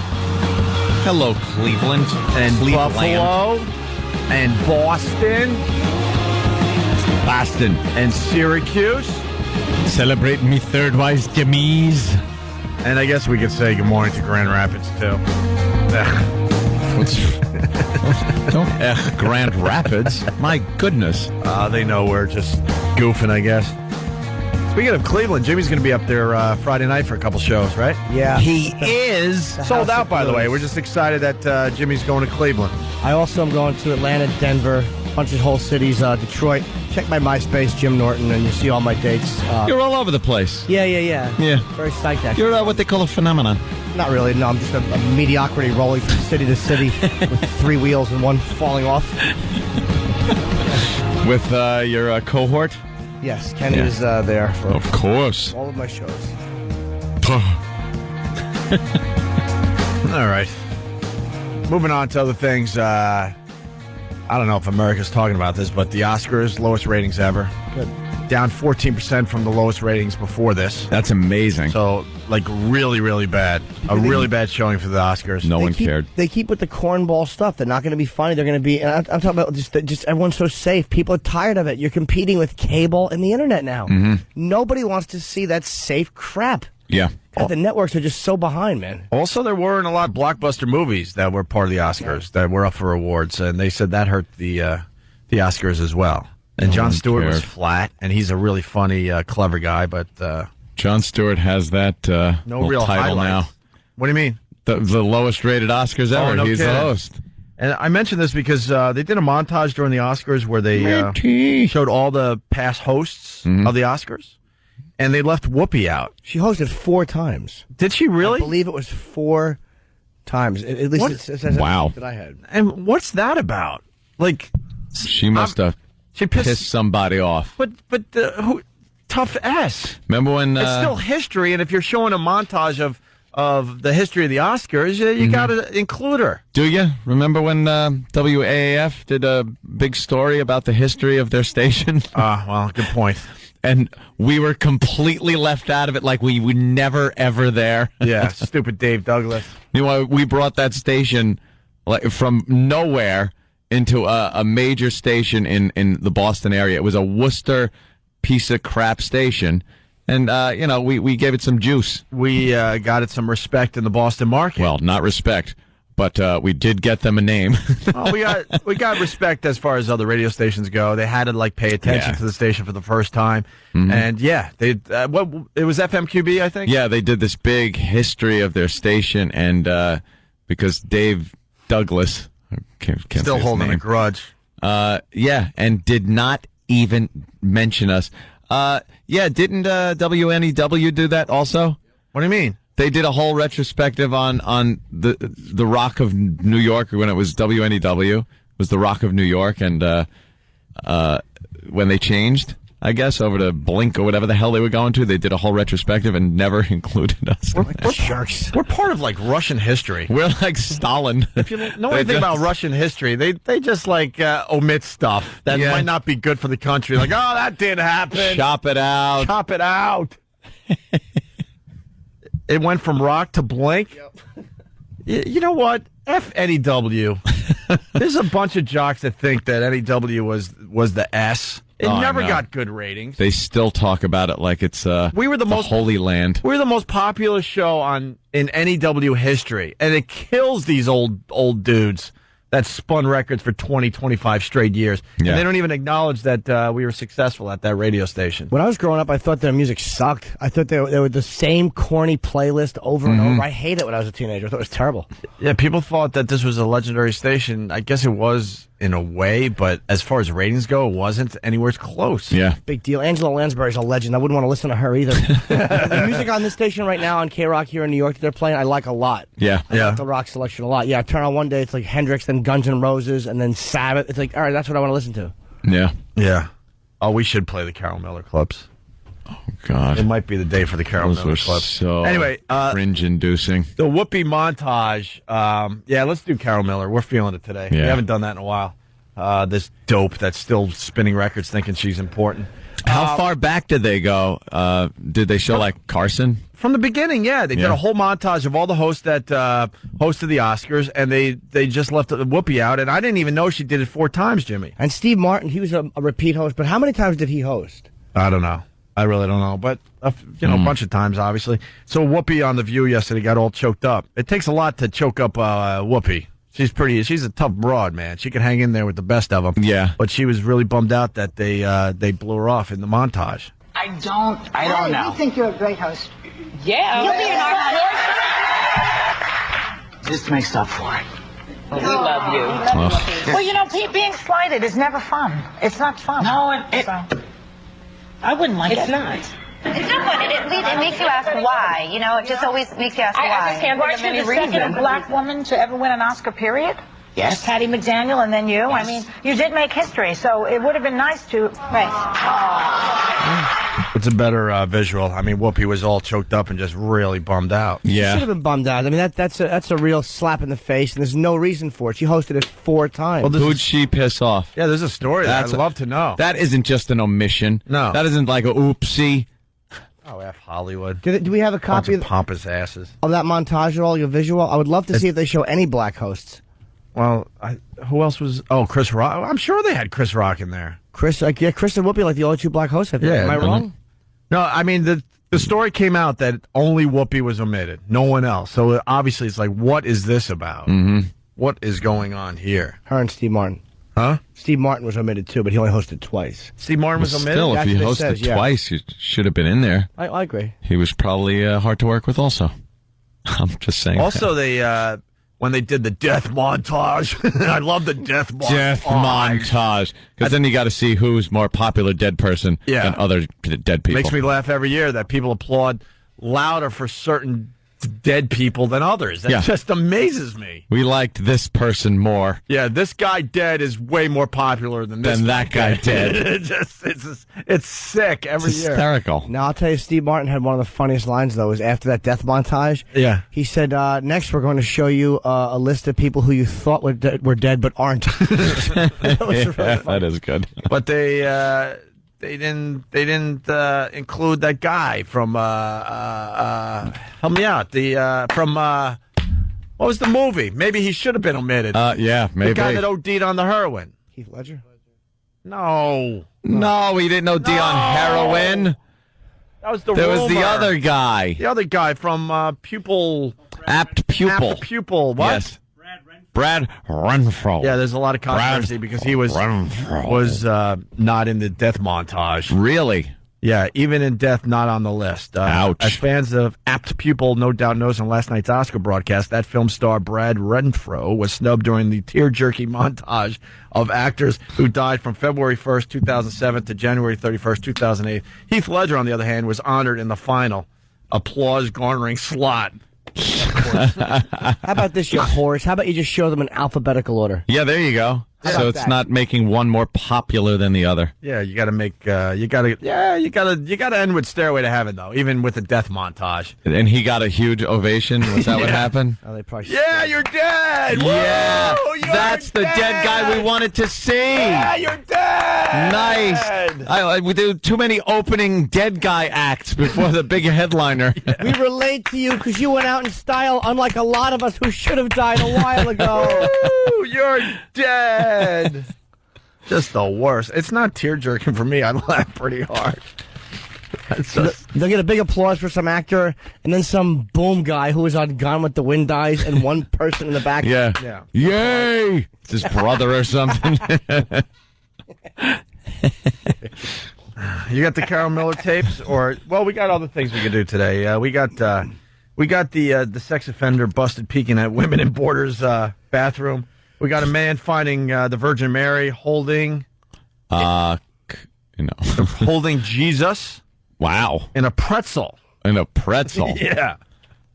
Lunatic. I think God is lunatics. I think God's getting bored with this thing. Just popping those Marys and Jesus everywhere. For some of us, a tasty treat can be a religious experience. Oh, my God. They have to do the news like this. Do they have to try to have clever little quips for everything? A little cute little tie-ins and... Oh, enough. The news. Hold on a minute. Arizona's very mad at us right now. What happened? Grant in Arizona, what's up? Hey, I'm not really mad. I love the show. Yeah. But you never acknowledge Tucson. Hey, look. You're only listener. Hey, Tucson, listen. I love Tucson. I've been there. Yeah. What do you want us to do? Love mispronouncing the name of cities. Tucson. What do you want us to do? Say hi to all the meth heads? What do you want from me? What's going on in Tucson? That's pretty much what it is out here. It's nothing but meth heads. You're listening to the show in the middle of the night. You drive through, you just have this smell of cat urine. That's what it smells like when they're cooking up meth. We're live, right? So what time is it now in Tucson? Oh, it is 5:50. Oof. 5:50? And what's even worse is they simulcast it, so you guys only are on from 4 to 6. Then I get to listen to the last hour of your show the next day. Oh, God, Tucson. All right. Well, we ought to. I get that it. ought to be a ratings grab. Yeah, I get it. You don't like the show in Tucson. And to make it any more clearer. That's great. We used to be like in a nice slot, and then they moved us to the middle of the night. And I thought at least they had the full show in the middle of the night, but no, you get 2 hours. They've dissected it and sewn it back together. And then the next day you get the hour you missed?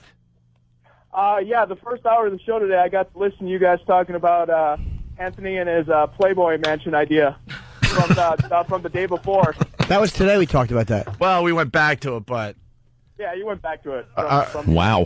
We get it. You don't like the show. We'll find cities that like the show. We have no problem with that. God. Thanks, Grant. Hey, you take it easy. All right. Bye, Grant.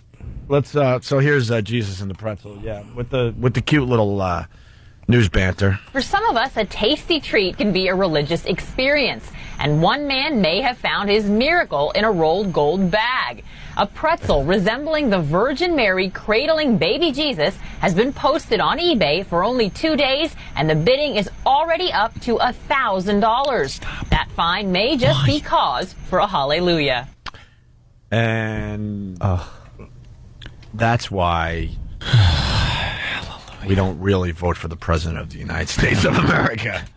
They can't trust people that see Jesus and Mary. Pretzels and want to pay $1,000 for it. Why would she have to go with hallelujah? She could have said, good thing they weren't nuggets that fall through the holes in his hand.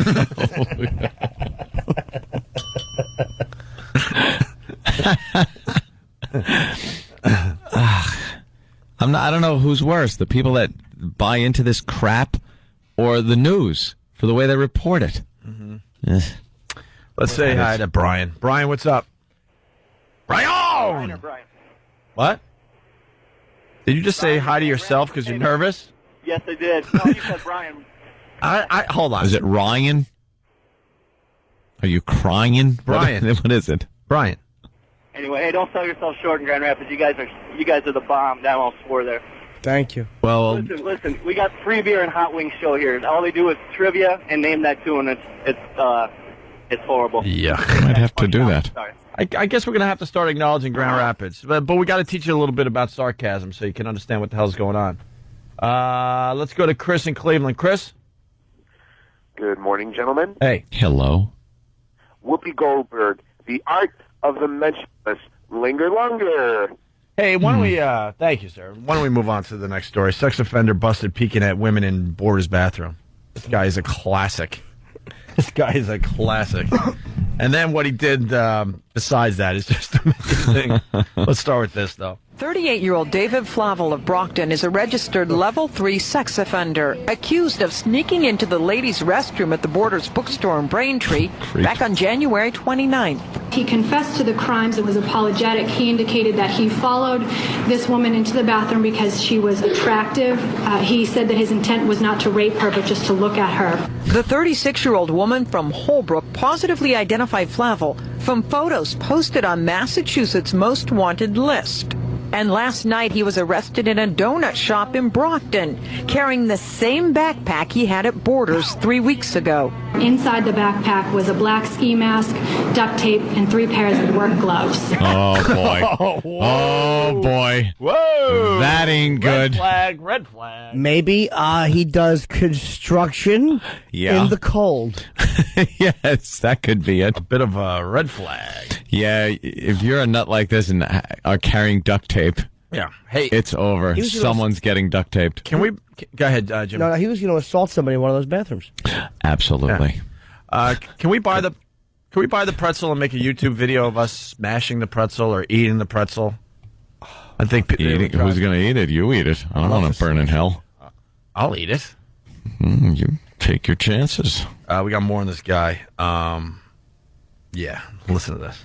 He's also under investigation by Boston's Crimes Against Children Unit. Oh, boy. For making obscene phone calls to a child at risk hotline in Connecticut, where he calls the hotline and makes comments detailing sexual acts he has committed in graphic detail. Hopefully it is him, one less person off the street to... Oh, the man on the street interview, Jimmy.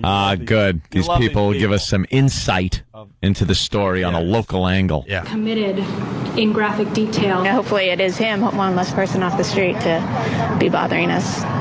See, that's an interesting point that she made, because my take would have been, well, I hope that this guy doesn't go to jail because he didn't get to commit the rape he wanted to. Yeah. See, that was a good point she made. Yeah, it was just amazing. Really adding to the story. Thank you for that. Obviously, the employees at the Borders bookshop are very, very relieved that Flavel is behind bars. Here at the courthouse, he is going to be transferred to prison. He's being held on $10,000 cash bail. Again, a man with a very, very long history of sexual offenses. 10 G's. Put a bullet in his head. That's it. Yeah. Bullet to the head. Why is it $10,000 bail, and then you get somebody that's, selling some weed, and it's without bail, or $500,000 or something? How does a ghoul like that get out on $10,000 bail? I don't know. Let's go to Charlie here in New York City. Charlie, what's up? Charlie. Yeah, maybe he was looking for his wedding ring. Linger longer. The wedding ring story is one of my favorite of all time, by the way. One of these days, when we take a vacation or something, we got to play our favorite news stories of all time. That was a good one. You got the horse guy in Seattle. That could be a number one. That could be up there. But what about the guy in the outhouse? Yeah. That was putting himself.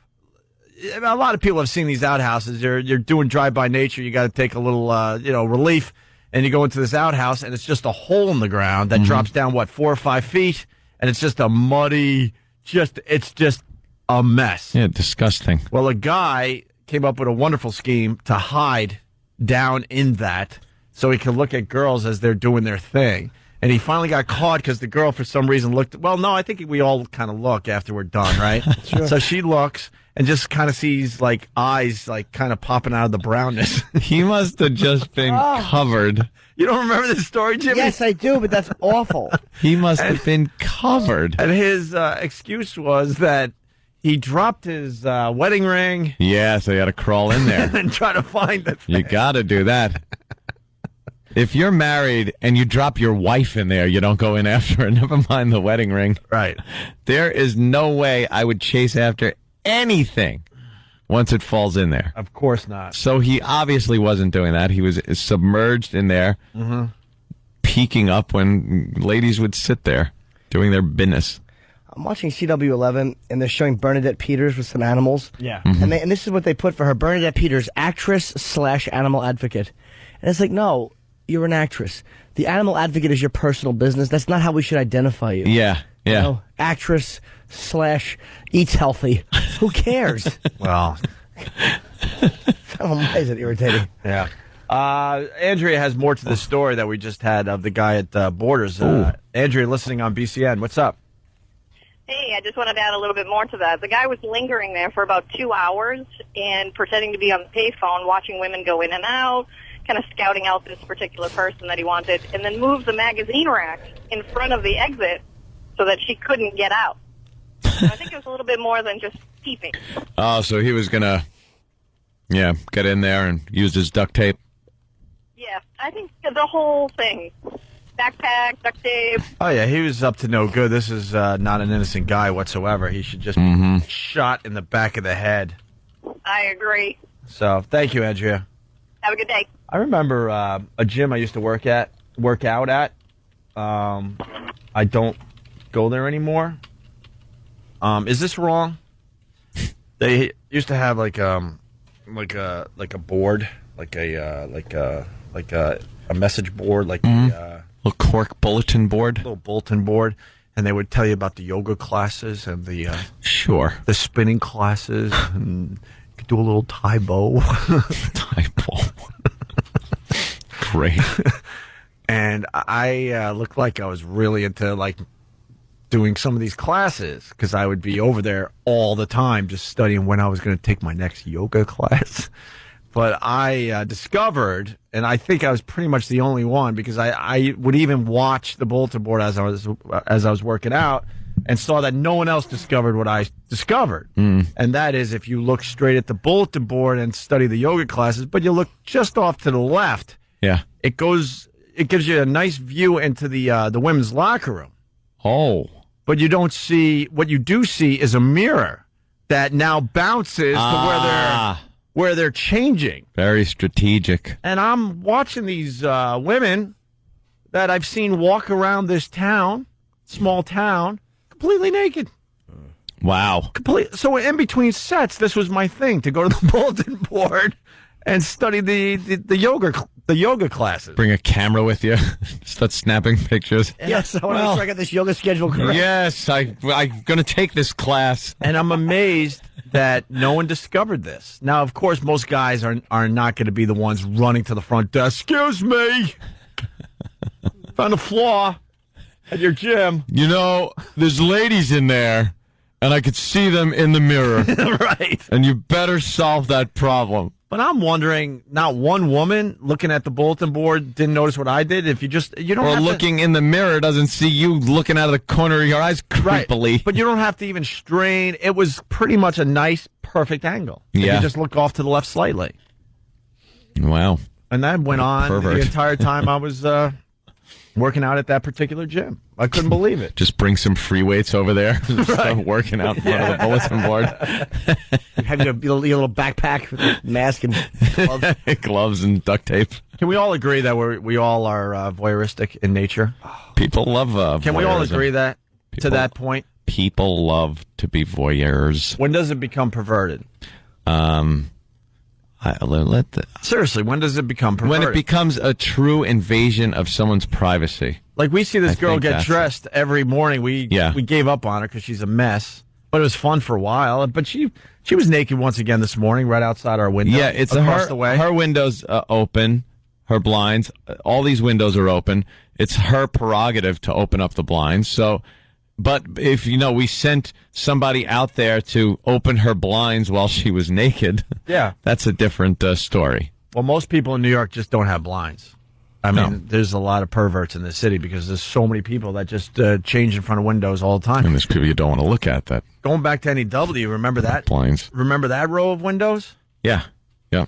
Women just showering, one after another, all the way down the row of this building? Yeah, it was all bathroom windows. And we just watch. We did an afternoon drive, so it was women coming home. Every once in a while, you throw in the guy. Wow. It's part of the whole thing, I guess. And what? They still do Fresh's female jocks. The female jocks still watch? Yeah. Huh? Yeah, I've been over there, that row of windows, and the female jocks on Fresh now, when they're not on the air, they're watching these ladies come back from the gym, shower. I missed that row of windows every day. It was a new treat, and we had the perfect time because it was women coming home from work and getting ready to go out, to happy hour or something. So they're getting a quick, shower in for the night's activities. Mm-hmm. Without fail, every day. And they had no clue that we're just sitting there watching them. Yeah, I know. We got this right. That does make sense, though, that they would sit there and now fawn over guys. If I was one of the guys in there, oh, man, what a show. Yeah? What a show. They would just get the crank show. If they're going to be looking, why not just every day? It's like, here he is again. And when does it become perverted? When you're voyeurist? It goes more than just looking where you shouldn't look. It's like if you're violating someone. Like if you're doing, it's common sense kind of dictates. Mm-hmm. You just look at a window across the thing. That's pretty normal. I think it is too. But especially if they don't have shades or blinds and they're openly naked, they got to think someone's looking at them. Yeah, right? but if you're skulking in the bushes, right, you're peeking up through the window. You're up in a tree or you're trying to find the ladder. Yeah. Yeah, then there's a problem. Yeah, like that Moxley girl. I was thinking more Animal House with Belushi on the ladder. At the golf club. Peeping Tom. Yeah, if you're becoming a peeping Tom. What's this? What did you find? There was a guy a couple weeks ago who emailed us some photos of this girl in a condo next to his office, and everybody in the building just takes photos of her every day. She knows she's naked. She knows. And she's beautiful. Can we get those up on a website? They asked us not to. Really? No. Where exactly? That's illegal, probably. Where is this? It's somewhere on Long Island. Are you kidding? She so knows she's like just naked, and she's making believe she's on the phone, and she's kind of posing. Wow. Scratching herself. She has big floor-to-ceiling windows, too. She looks like Jennifer Aniston. Yeah, she's gorgeous. Oh, that's so hot. See, I think she's into that. Obviously, come on, she knows. She has, of course, she does. She's completely naked, huh? But you do actually you lose a sense of caring because I have Opie in my apartment. I kind of have surround windows. And they're floor to ceiling, and I literally will almost just walk naked and not care who's looking. It's like, what are you going to see? Me? Good for you. It's uneventful. They'll start snapping pictures. They'll end up in the tabloids. I've actually duck walked out to get toilet paper. Honest to God, I don't care. Duck walk. I literally have. God. You know, with the pants around the ankles, do you hear the jiggle of the belt because it's hitting the floor? A jiggle, jiggle, jiggle. What is she doing in the window? She's doing weird exercises. Her bed is right next to the window. Of course it is. Because looking at this shot, she could easily have the bed over there behind the air conditioner, and no one would ever see her naked. But she has to be on that part of the window. Yeah. And she's looking out the window. Yeah. More of those pictures? All right, we got to take a break, unfortunately. It's a bit of a tease. We'll look at more of these pictures as we go to break. Opie and Anthony. Andre 3000 will be on the show in about 10-15 minutes from Semi-Pro. We got lots to do still. We got 2 teachers busted doing the sex thing with the kids. We got the woman that died on the plane. That was a big story yesterday. Yeah. I guess the family's a little angry. You know.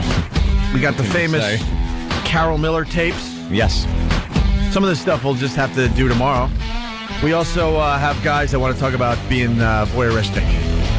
Why don't we start there? Let's say hi to Dane from Boston. Dane, what's going on? Well, where are you, Dane? Hey. I'm there you go. Here. Yeah, what's up? It's actually Dana, but I figured I'd rather have you 3 guys make fun of me than your screener. Yeah, hey, Dana. Girl's name. Girl's name, Guy. Pray for me. Yeah. So Dana. I'm here. Okay. Yeah, I know. Let's go. What's up? All right. So I went to the University of Georgia. Congratulations. Yeah, Anything else? One of those little, Wonderful. Your parents were rich. Congratulations. I went to a state school. Rub it in. I went to Middlesex Community. Yeah. I got a B and 3 Fs in the one semester I went. And I dropped out of high school, so my credits were supposed to transfer. There were supposed to be credits that worked for high school and community college. Nice. You know, like retard credits. Those are retard credits. I took biology, F. Western civilization, F. Problems and statistics, F. English, a merciful B. Nice. I was getting sober, so I used that to manipulate my professor, who was just being kind. God, I'm sorry. What, you were writing poems to your professor or something? Almost that pathetic. Yeah, I wanted to take my college schooling seriously. Got into Geneseo State University. I was very excited, and then Playboy came out with their top drinking schools in America, and sure, Geneseo is right there. Made it. I was like, all right, well, I guess I'm not going to be going here to actually learn anything. What do you got, Dana? So back at my stupid state school, I was in a stupid fraternity, and the pledge class before me, we have to do like a little project for house improvement, and they decided to build a recycle bin, and they, for some reason, built it underneath the window of the girls' bathroom.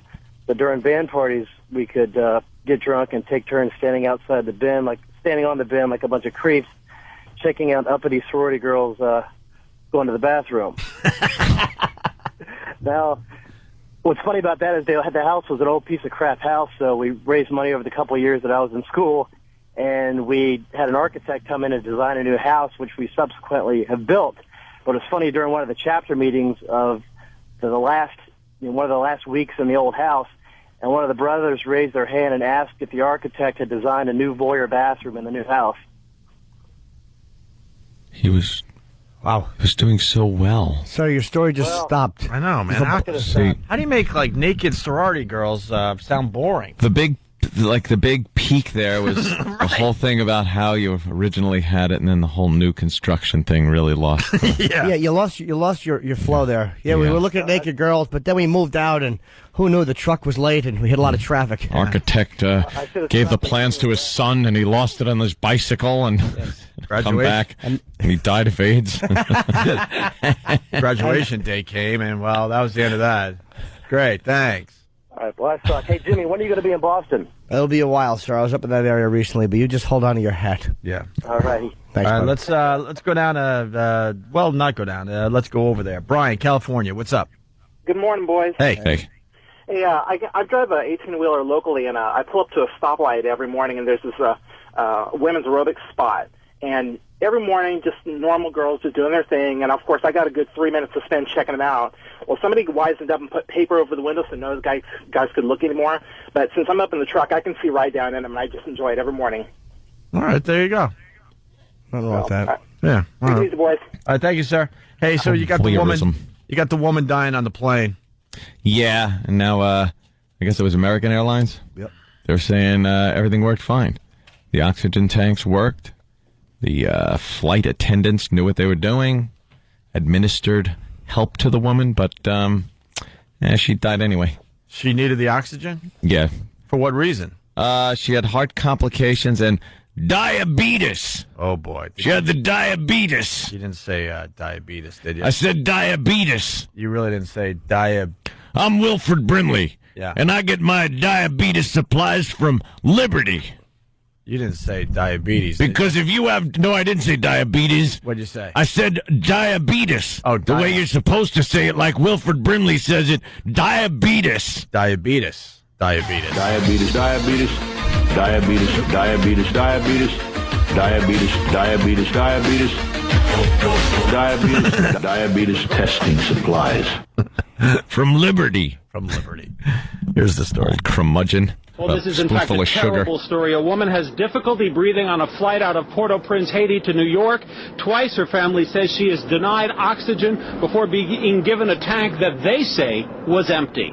Don't let me die, don't let me die were Corinne Desir's final words before she finally did die on American Airlines Flight 896 out of Port-au-Prince. Her grieving cousin, Antonio Oliver, who spoke to us at his Brooklyn home this evening, was on the flight with her. He tells a harrowing tale. His cousin, he said, was having difficulty breathing. Twice they were denied oxygen before the tragic final act. Oh, wow. Tragic final act? Is it a play? What is he talking about? Now, Oliver says there were 2 doctors and 2 nurses who happened to be on the flight. They tried to help, but they could not, he says, because that oxygen tank was empty. His cousin, he says, died in his arms. Her body was transported on the flight here to JFK. Now, we do have a spokesman from an American Airlines statement from an American Airlines spokesman who told... Does she just come popping out of the baggage thing? Oh, God. Like, how do they do that? Oh, that would be horrible. The family's crying as thud. You have to look outside the plane window and see her being offloaded roughly. Samsonite thrown on her. Still in the sitting position. That's terrible. Is that our body? Check the tag. Well, they accidentally forwarded her to the wrong airport. Look, we have bad news for you. Good news is she'll still be dead. Yeah. Bad news is we routed her through Boston. So now you're going to have to wait at the airport for an extra couple hours. Statement from an American Airlines spokesman who told us, quote, our flight attendants are professionals and they are trained in assisting passengers in medical emergencies. I have no doubt they did everything in their power to help this passenger. But, in fact, there was a tragic result here. There are more questions than answers this evening. This is a story that requires further investigation. Yeah, well, sucks to be her. Yep, but they did promise to give her some, like, those American Airline dollars to her family so they can have, like, free drinks and headphones next time they go flight to Port-au-Prince. Yeah. Jesus. So, I don't know what the hell is going to come of that. They said there was oxygen in the tanks, and this should have been fine. But I don't know. I believe the family more than the airline, because the airline was like, well, we have faith that they did everything that, you weren't there. Yeah. No one says, don't let me die if they don't give you oxygen twice. Right. No one makes that up. We asked for oxygen twice, and they said no. Really? No, I just made that up. What were they going to say? Hold on, I got to get the movie started. Why would they say no? It's like of course they would say no. Let's say hi to Mark. He's in Miami. Mark? Hey, what's up, guys? Hey. Hey, I repo cars for a living, man, and I'm constantly running across, voyeuristic situations. Probably the best one, I was in an apartment complex taking a car, and I look down as I'm trying to get it out of the parking spot, and there's a couple going at it in the car next to me. And they see me and get more excited than I see them, And so I stood there and enjoyed the show for a while. Let's just say by the time they were done, I was pitching a tent. Okay. Well, let's just say it then. Watch that fresh talk. Yeah. I'm constantly walking into situations like that. Are you?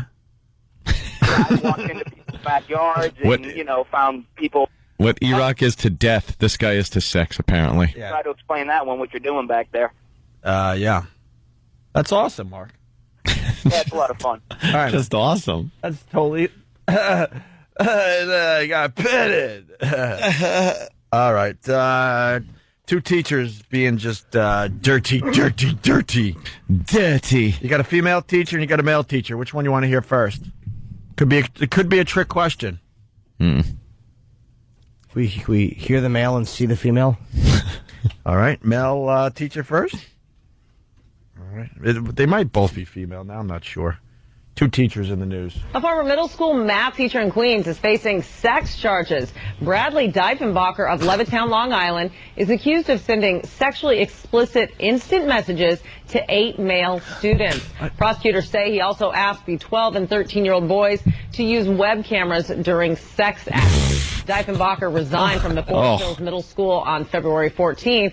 He faces 15 years behind bars if he is convicted. Anthony, I got a question for you. Yes. I usually ask Jimmy the question. Mm-hmm. You think this guy got fired? This guy not only got fired. Yeah. He got so fired. So fired. So completely, totally fired. Way to be discreet, buddy. You would have to fire him, hire him back, and fire him again. Just to make sure. Immediately after. Just to make sure he gets the point. That he is fired. Webcams, IMs. Oh, just couldn't. He couldn't take it. Needed the young boys. Please cam up, oh dear. Cam up. Hello, dear boy. Please call yourself William. William, oh dear. Do you have a webcam, my dear boy? Yes, oh dear. Hurry up, Fatso. The pit's almost over. Look at him. Look at him. I've seen donkey hooves be more graceful on buttons than you are right now. He's losing his mind. Hurry up, Fatso. There you go. I was trying to find it. All right. Oh, dear. Okay, young boy. Could you please send me webcam pictures? Wow! Don't call the police. I won't last in prison. Oh, look at that one. So tender. Oh, dear. Look, it looks like a little clamshell. You know what part I'm talking about? I can't say it here on FM radio. Wow! Thanks for the music when I had material, E-Rock. E-Rock. I could see his hand shaking from here. Oh, I know. As he was nervously fumbling through all the little papers. I need to watch it. You know what? I'm the question man today. I got a question for E-Rock. Oh. E-Rock, eventually you're going to move into the future, and you're going to be a different E-Rock. What would you do to this E-Rock if you could go back in time? Back in time? Yeah. You're seeing this E-Rock. You're now future E-Rock. You're seeing the incompetent E-Rock that is the current you. But I have hope for you. I think you become a different E-Rock in the future. What would you do to this E-Rock? Oh, I would so beat the crap out of this one. Oh, would you? Yeah. You know what I would do? I'd give me the sports almanac so I could make bets and make a... I hear a Back to the Future guy laugh. Okay, good. Don't ask him to find Back to the Future music. Are you crazy? Oh, look at him. He gets that real quick. Wrong. Hey, look at me. What happened? Future E-Rock here? No, it just happened to be next to the Lost in Space music.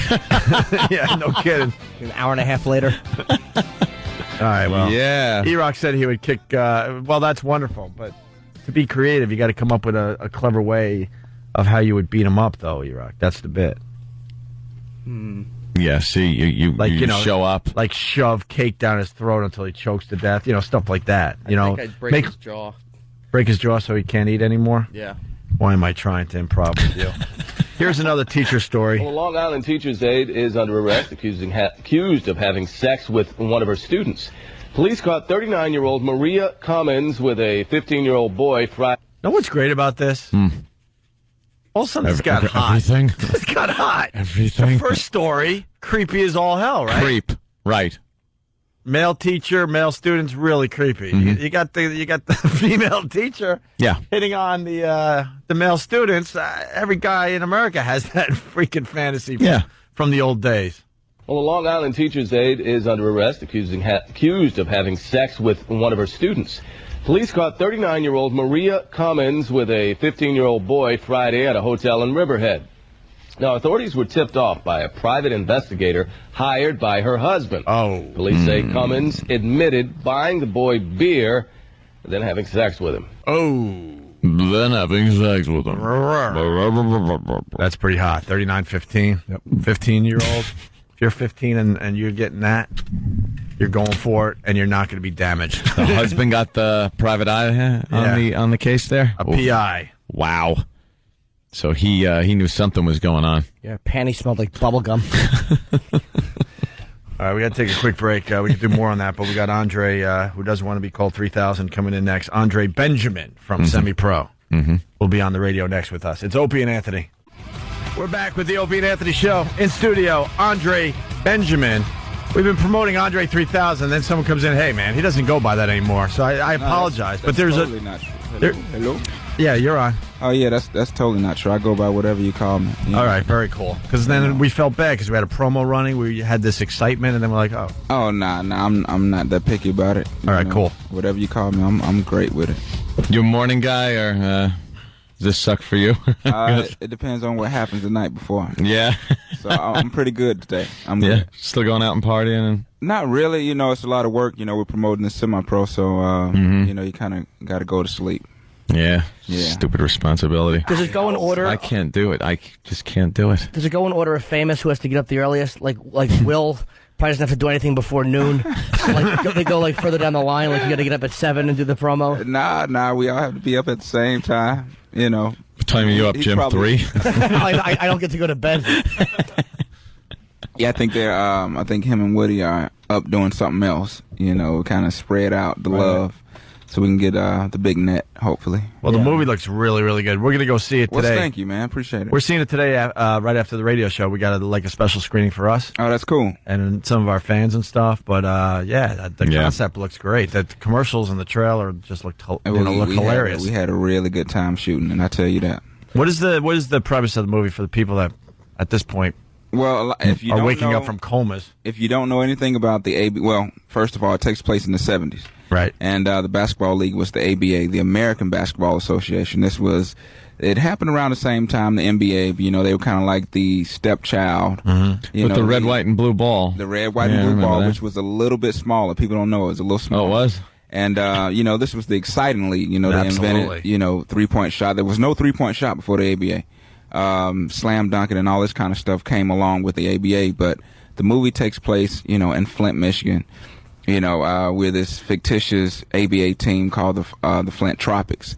And I play this kind of high-flying, kind of Dr. J-ish type character.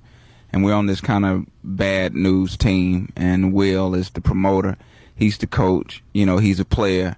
And back in those times, and it's true, you know, they would do anything to get people in the stands. So they would wrestle bears, you know, they would, you know, say if we hit these many shots, everybody in the stand gets corn dogs, all this kind of stuff. So we're trying to mirror that. It was like going to a minor league baseball game, but this was like, it really was the pros. I went to see the New Jersey, the New York Nets when Julius Erving was the star in the NBA. Yeah. So. Yeah, actually, I talked to Dr. J, Julius Erving, before we shot the movie, you know, just kind of get his little input on what it was like to be back in that time. Did you have to go with the afro? I know Will Ferrell had to do the afro. But, yeah, mine was a wig. Will, he grew his out. You didn't want to commit totally. I couldn't. I didn't have enough time, to be honest. We have one of our guys growing an afro. Oh, yeah. We're doing Afro Wars with another radio show. Is it Goof? I don't know where he is right now, but he's growing out the afro. So he would have fit in. See. And it's not even for semi-pro. It's just for our show. That's cool. This guy usually has it really tight, but this guy, Sam. That's cool. He's been growing it for like 3-4 months. You get it long enough, you can look like Lion-O. He has a Thundercat shirt on. Be all right. Lion-O. Yeah. That's working out for him. You actually won an Emmy for your animated show. Yeah, the soundtrack, the music. I was happy, you know. I'm sad. You know, the show is not on anymore. they cut it after 2 seasons. You know, at least you got 2. I was on one that got 1, so yeah, it's nice. I mean, but it's sad because the kids and the parents, you know, they ask about it all the time, and it was just kind of regime changes at Cartoon Network. You know, they're trying to figure out, you know, what's their place in the market right now. Of course, you know, they have Adult Swim and kids cartoons, and so parents are kind of confused of what to let their kids watch. They sit their kid down in front of one of the cartoons that are on at night. And yeah, so, you know, I kind of got sucked in the whole thing. But, you know, maybe we'll find a home for it. You know, it's still alive. We're actually about to put it on stage.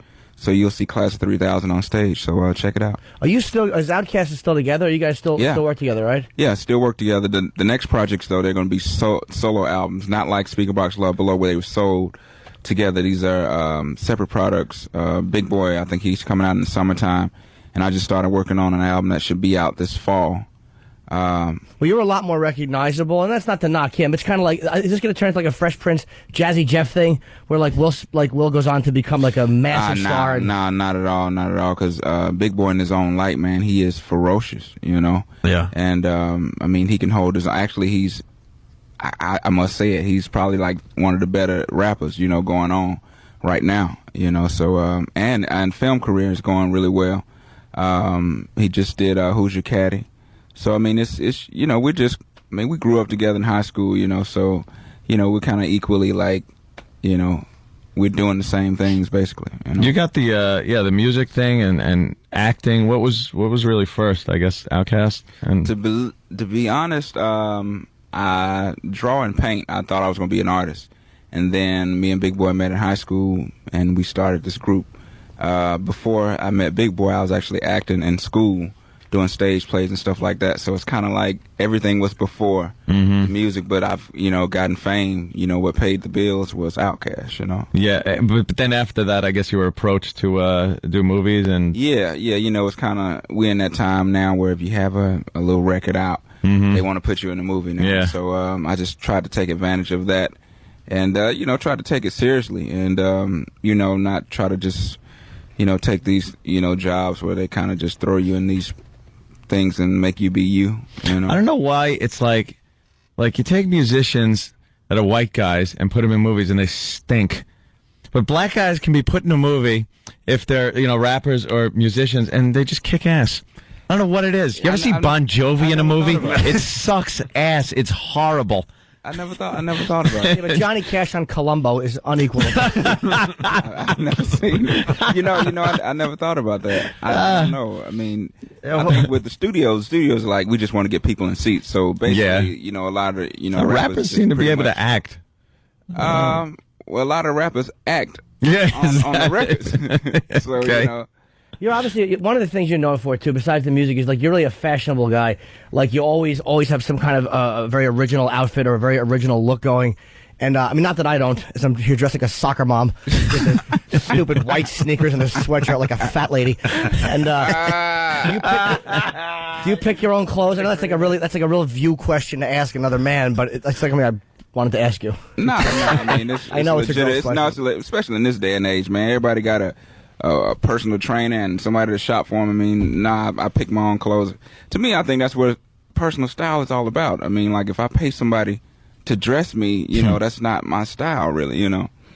So, I mean, actually, I love it. I have fun going shopping, you know. To me, that's one of my enjoyments in life, you know. I can go pick out this, and this is for me.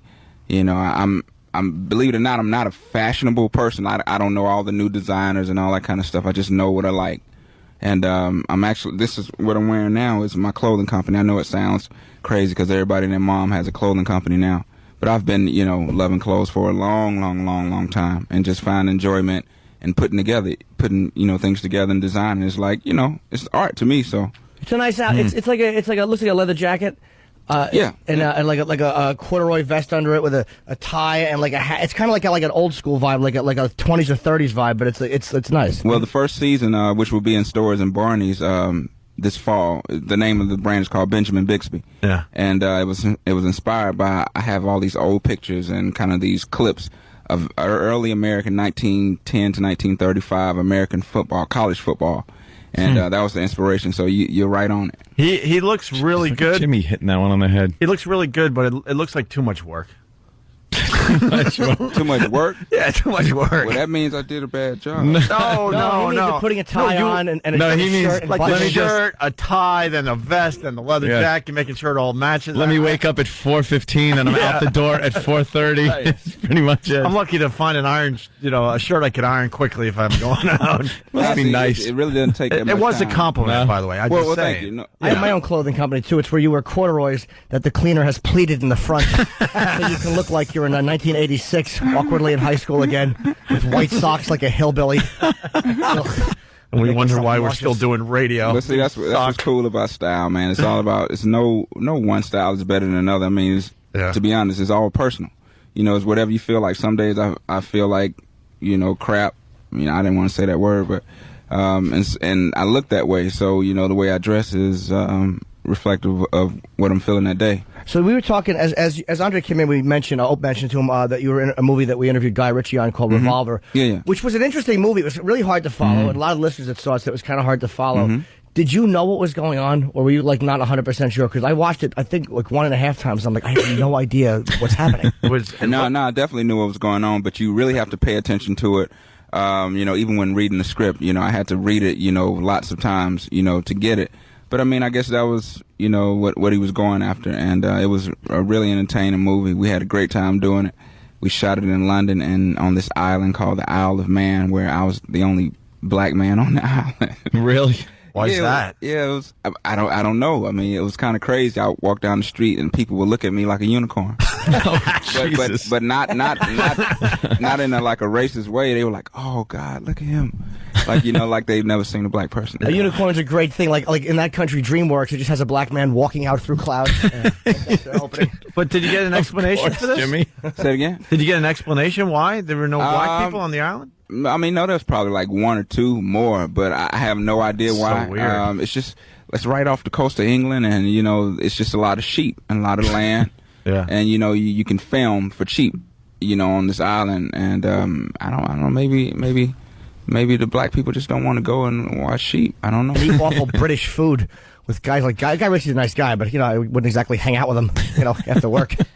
we played a lot of chess on set, and Jason Statham, and they teach me the English slang and all this kind of stuff. You're a chess player? I love chess. Jimmy's a big chess. Well, actually, I'm not a big chess player. I had to learn a couple of moves to actually play that role because I'm not a chess player. I don't know it, And you didn't want to look like a novice, like horsey, right here. Right. You know what I mean? It is a hard game. Like, it's easy to learn which way the pieces move, but then you're just sitting there. I can't play at all. Yeah. I don't know how they, I'm already looking 5 moves ahead. And I go, well, what if I do this? Oh, you didn't see that coming. Yeah, I could. How about I knock the board over? There you go. It's a good thinking game. A lot of people, they do know, 5-7 moves ahead of you. How that's done. Yeah. And they say you can tell a person's kind of like the way they think by the way they play this game. Yeah. So, like if they're really good at it, they're not idiots. That's pretty much it. I tried teaching my girlfriend, and I just wanted to dump her after 3. So I can capture this. Just get out of my house. I don't want to date you anymore. Stick to checkers. My son actually plays. He's 10. Yeah. And he gets into it, man, like hardcore. You ever see those kids? A lot of kids are like prodigies. Like a lot of those kids at the park will beat adults when they're 7 or 8, which is humiliating to lose to a child at any type of a thinking game when you're 40 and they're like, still in like 3rd grade. But a lot of kids like have a knack for it because their minds are really open. Yeah. I don't know why I just said that and expected people to like add to it. I just made like a definitive, boring statement. I was like, okay, I get it. Let's go to. I'll save it, Jimmy. Let's go to James in Brooklyn. Yeah. James. You guys, what's going on? Hey, James. We got Andre Benjamin in studio from Semi-Pro. Huge fan. The first concert I was old enough to drive myself to was the St. Gonia tour in St. Louis, which was a fantastic concert. But I've followed you ever since I was maybe like 12 years old. And back to your point earlier, Big Boy and Andre really are probably 2 of the greatest lyricists that have ever existed. Man, appreciate it, man. No, it's great. And to see what CeeLo's doing now, to like look back and play old Organized Noise and Goody Mob records and then see what's going on now is just crazy. I know, man. It's sometimes I look at it and say, man, we've had a crazy ride life, to start off, one thing. But to be honest, like me and CeeLo, we've known each other since 3rd grade, so all the Gnarls Barkley, all that, we've always, just been doing things that pleased us and had fun doing it. We'd be on tour together, you know, singing and all that kind of stuff. So it's not really like a, you know, let's change up and do new stuff. Like, before we put out the first OutKast album, I remember telling Big Boy, hey, man, let's do this rock album and don't tell people that it's us, you know. So it was always there, you know, so it's not like a new, they trying to, you know, sell records and all this kind of stuff. I don't know if you remember me. I saw you in Boston, actually. They did the River Rave. You guys headlined the River Rave a few years ago. I don't remember. For BCN. Man. After a while, you know. It was at BCN. It was at the thing. And afterwards, you took a bunch of pictures. And when I came up and I like shook both your hands, I'm like, dude, that was a great show. Man, I don't remember. I'm sorry. Jimmy, you are an ass. I get questions like that. People, do you remember me? We took a picture. No. Now you get those questions all the time. It was like 50, 60,000 people. It was That's a massive hysterical. crowd, yeah. Hey, so is Semi-Pro going to be good or what? Yeah. Give us the scoop on this, Andre. Okay, to be honest, I mean, I'm a big Will Ferrell fan, so when I saw Talladega Nights, I called my agent, and I say, man, I mean, I've never really, you know, did the comedy thing hardcore, but if I do it, I want to do it with this guy right here. So my agent, you know, he reached out to him and found out, you know, Semi-Pro was going on. So I had to go in and audition for the movie with Will, and he's one of the funniest people in the world. So when you go to this movie, if you love Will Ferrell, you're going to love this movie, you know, and if you love short shorts, long socks, big afros. I mean, it's really straight on point to the period, man. We had a great time doing it. Woody Harrelson, you know, myself, Will Ferrell. It's I love the ABA too. Growing up, I loved the ABA. Yeah, you got to see some of the antics because it's on point. I mean, we didn't stretch it too far. We didn't stretch it. I was bummed when that went away. Yeah, I mean, it's still around. ABA's still around. Well, they brought it back, or yeah, I mean it's like, you know, a lot of cities have ABA teams, but it's not the same. No, it's not like the original, but they are trying to. Yeah, that's right. I did read something about it, but I'm not following it or anything. You know? What do you like doing more of the acting or music? To be honest, they're two totally different things because in music, I'm the writer, director, you know, produce everything. You know, you control your whole time. And if, you know, you're not feeling like doing an album, you don't do an album. And in movies, it's like you're riding on this ship with a whole bunch of people, and you're taking direction. I mean, it's a great balance, you know. So that's you, though, being, you know, your own producer and stuff. Some musicians, they have to kind of listen to people, and I mean, you're pretty lucky to be talented like that, where you can just lay it out. I mean, I listen too, you know, but mainly when you're writing rhymes, I mean. Well, some people get their rhymes written for them, but I mean, mainly you're writing your own stuff, so you're your own boss, which is sometimes bad, you know, because you can take as much time as you want to. Yeah. Which is bad. Sometimes you take a little too much time. Yeah, I know. Right. And hopefully I'll have an album out this year. Hey, I'm trying to crack my own whip. One of our guys said that it's rumored that you're playing Hendrix. Is that true? There's been talks about it. The only thing is the music. You know, it's been difficult getting rights to the music. Oh, right. Yeah. So maybe, you know, one day I'd love to do it. You know, I think it'd be a great thing. I think it's a great time for a Hendrix movie. Maybe one day the family will, you know, let someone see it your way. Yeah, do they want too much money for the family? Or is it Mitch Mitchell who's they're the whole having all kinds of infighting, aren't they? No. I think the infighting is over with now. I just think they want to make sure the project is you know, a great project. They don't want to let it go, and then, you know, it's not the definitive Hendrix, you know, movie, you know. Yeah, they don't want some awful. They don't want, like, you know, 50 playing Jimi Hendrix or somebody that looks nothing like him. They can't. Not that 50's not a terrific actor. I mean, Oh, damn. No, he is. I said he's terrific. I love his stuff. Oh, stop it, man. Who do you think is the best? You get your ass handed to you. I actually like him. Who's the best lyricist out there, would you say, in rap? I go for Eminem for not the obvious reason. Eminem is really talented. It's really hard to say who's the best, and they always get into these, you know, top 5, all this kind of stuff. But they really have no credit, because sometimes his name's in the top 5, it shouldn't even be in there, you know. And then sometimes, you know, you can't discount people from the past, you know. So it's kind of like, and then you can put lyricists in certain categories. You know, you have certain people that just have, you know, flair, you know, and they're great for punchlines. Then you have certain people that You know, they actually have substance. You know, so it's kind of hard to say who's the greatest MC, to be honest. Yeah. All right, we got that. That music you hear means that we're done with this side of the show. We have to go over. Oh, y'all trying to cut me off with that music? No. Y'all want me to act like Kanye West? Yeah, right. 9 o'clock. It's a computer that just goes bam and knocks us off the air. We don't want to cut it off before the plugs. Right. Obviously, the movie's called Semi-Pro. Starring Will Ferrell and Andrea Benjamin is in it, and also Woody Harrelson. And it starts this Friday. It's in theaters. It's obviously in theaters. But you can see it today for free with us. Only 75 people, so don't worry. We're not going to mess up your box office receipts. But we're seeing it today at the AMC Empire, 234 West 42nd Street, right at 11. First 75 people get to see Semi-Pro today for free and get a free corn dog. I mean, come on. Yeah. Don't look at us, though. We didn't come up with that because we think that's kind of hacky to like actually promote that we're giving out free corn dogs to see the movie with us. We really are like a local zoo show he'll forget about before he leaves. Yeah, no kidding. It's part of the movie gag, you know. Yeah, I understand. They enjoy it. All right, very cool. And corn dogs are fun. It was a pleasure, Andre. Thank you. Well, thanks for having me on the show, man. I'll be back hopefully with this new album. That would rock. We would like that a lot. Yeah. All right, we're over to XM. Thanks, guys. See you later. Tomorrow. All right, peace, man. Opie and Anthony. The Opie and Anthony Show. It's the Opie and Anthony Show. Opie and Anthony.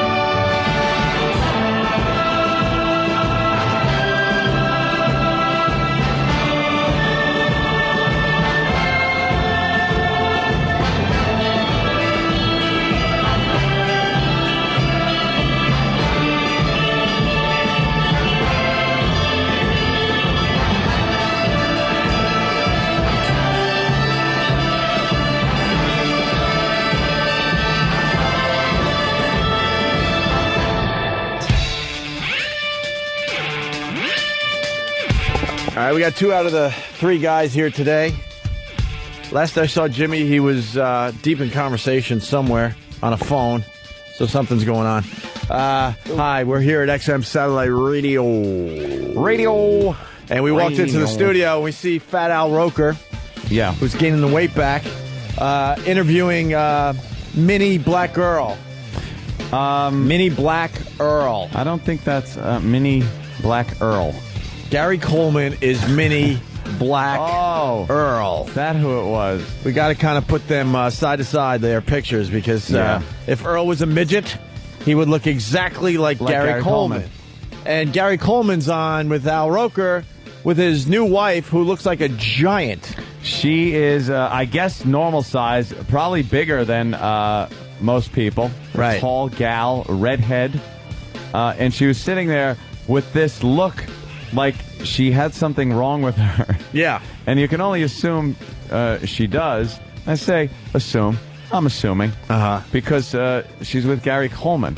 Yeah, Sam's going through the audio right now to see if anything is there, but... if there's any gems? Well, the story goes that he hasn't had sex with his wife yet. And they've been married since July or something like that, so... And it looked like he was on the brink of crying. Oh, boy. So hopefully we get some juicy audio. She looked like somebody... She looked like when they drug a chimp to do dentistry on him. Like she had that look on her face. Like she was just waking up from the drugging? Yeah. She's just coming around. She still has... staring off into space. But they tagged her, and they're going to let her loose. Yeah, so. They're going to let her loose, but very groggy. That's what she looked like. So hopefully we'll have that in studio. If there's something there, if not, then you won't hear it. Ignore that we even talked about Mini Black Forget Earl. all about it. Hey, Damian Thomas, he's a regular from Akron, Ohio. He's got a good question here on the instant feedback, and it's something I was thinking about, and I'm glad you're bringing it up.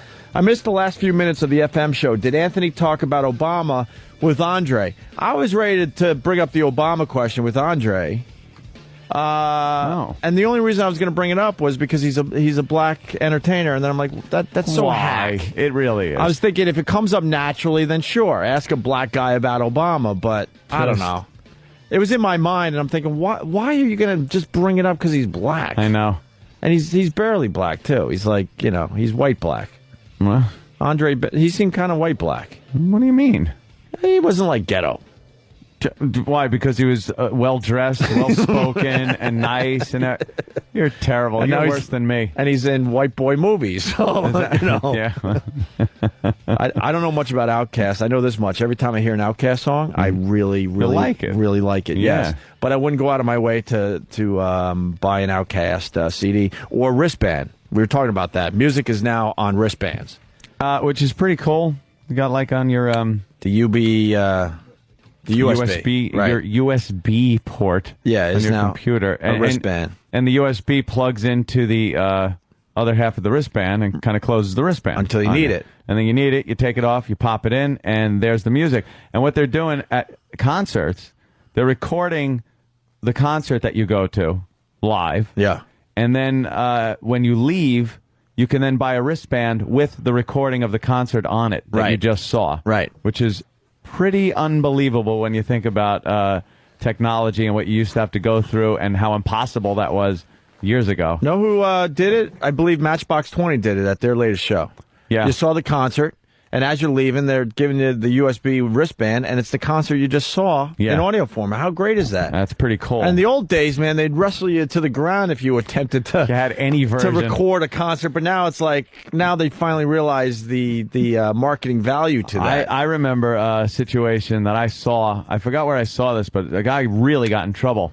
I believe the Doobie Brothers were playing. Yeah. And there was this very rotund black gentleman jumping around to the music, and his tape recorder fell out of his jacket, and the band just stopped playing. Yeah. And very embarrassing for the gentleman with the tape recorder. Know what's brilliant about that episode? They stopped. What? They stopped playing. I know. Let's tear down a wall here. Jesus. My God, man. I was going to go with that for hours. Hours. The Doobie Brothers were playing for about 20 people, and they got upset that one was actually recording. I'm thinking they should have been pretty happy that Rerun decided to record the Doobie Brothers concert that they were doing for 20 people. I don't even think they were on a stage. They were on the floor the same level as everybody else. Right. And Reruns up front jumping around. And way to get crossover back then. See, you got a black guy recording a white band. Yeah. The Doobie Brothers. If I was the white band, I'm thinking this could be good for us because he's going to take this back to the ghetto. We're going to get a whole new audience. Some copy of the tape and pass it around. Yeah. Well, the problem they had with it was that the tape recorder was the size of a casket. You tried to be subtle, fatso. And he's jumping around to the Doobies. And they're all like, we thought you were our friend, Rerun. And the whole audience stops. They can't believe it. Someone was recording. Sure. How naive. Trying to bootleg. Hey, going back to the USB thing, by the way. That's what we want to do with our animation festival. Really? Where are we at with our animation festival? Let's get Steve in here. Nowhere. What? Let's get the update on our animation festival. But this is the other element because I was reading about Matchbox 20, giving out the USB wristbands at the end of the show. That's what I think we should do after our animation festival. We got the 20 or 30 animations, a big celebration, and we announced the winners. As you're leaving the venue, USB wristband with the animations. Nice. The first Opie and Anthony USB wristband thing that we do. That can't possibly cost $8 billion to put together. I don't think it would be that much. Let's look into it. But we are doing an animation festival. We're going to get some comedians involved. We're not calling it a festival. We don't know what the name is going to be yet. Yeah. We're thinking Animation Palooza Festock. Cartoonapalooza. Mania thing. But we're looking for a very big venue, a respectable venue. No offense to Hard Rock Johnny, but we're trying to maybe do this at the Beacon Theater or somewhere really cool. And we're going to get a bunch of comedians. You get to check out animations, and then we're going to announce a big animation winner. Yeah. We're going to do the contest the right way. We still got to get a winner for the animation contest that we kind of just threw out there. We got to announce the winner of that one. Steve, where are we at with the big animation festival that we're trying to put together? Doing a big animation festival? Yeah, way to go. You are the executive producer. Yes. Thank you. And he just said, you're doing a what? What do we got on it so far?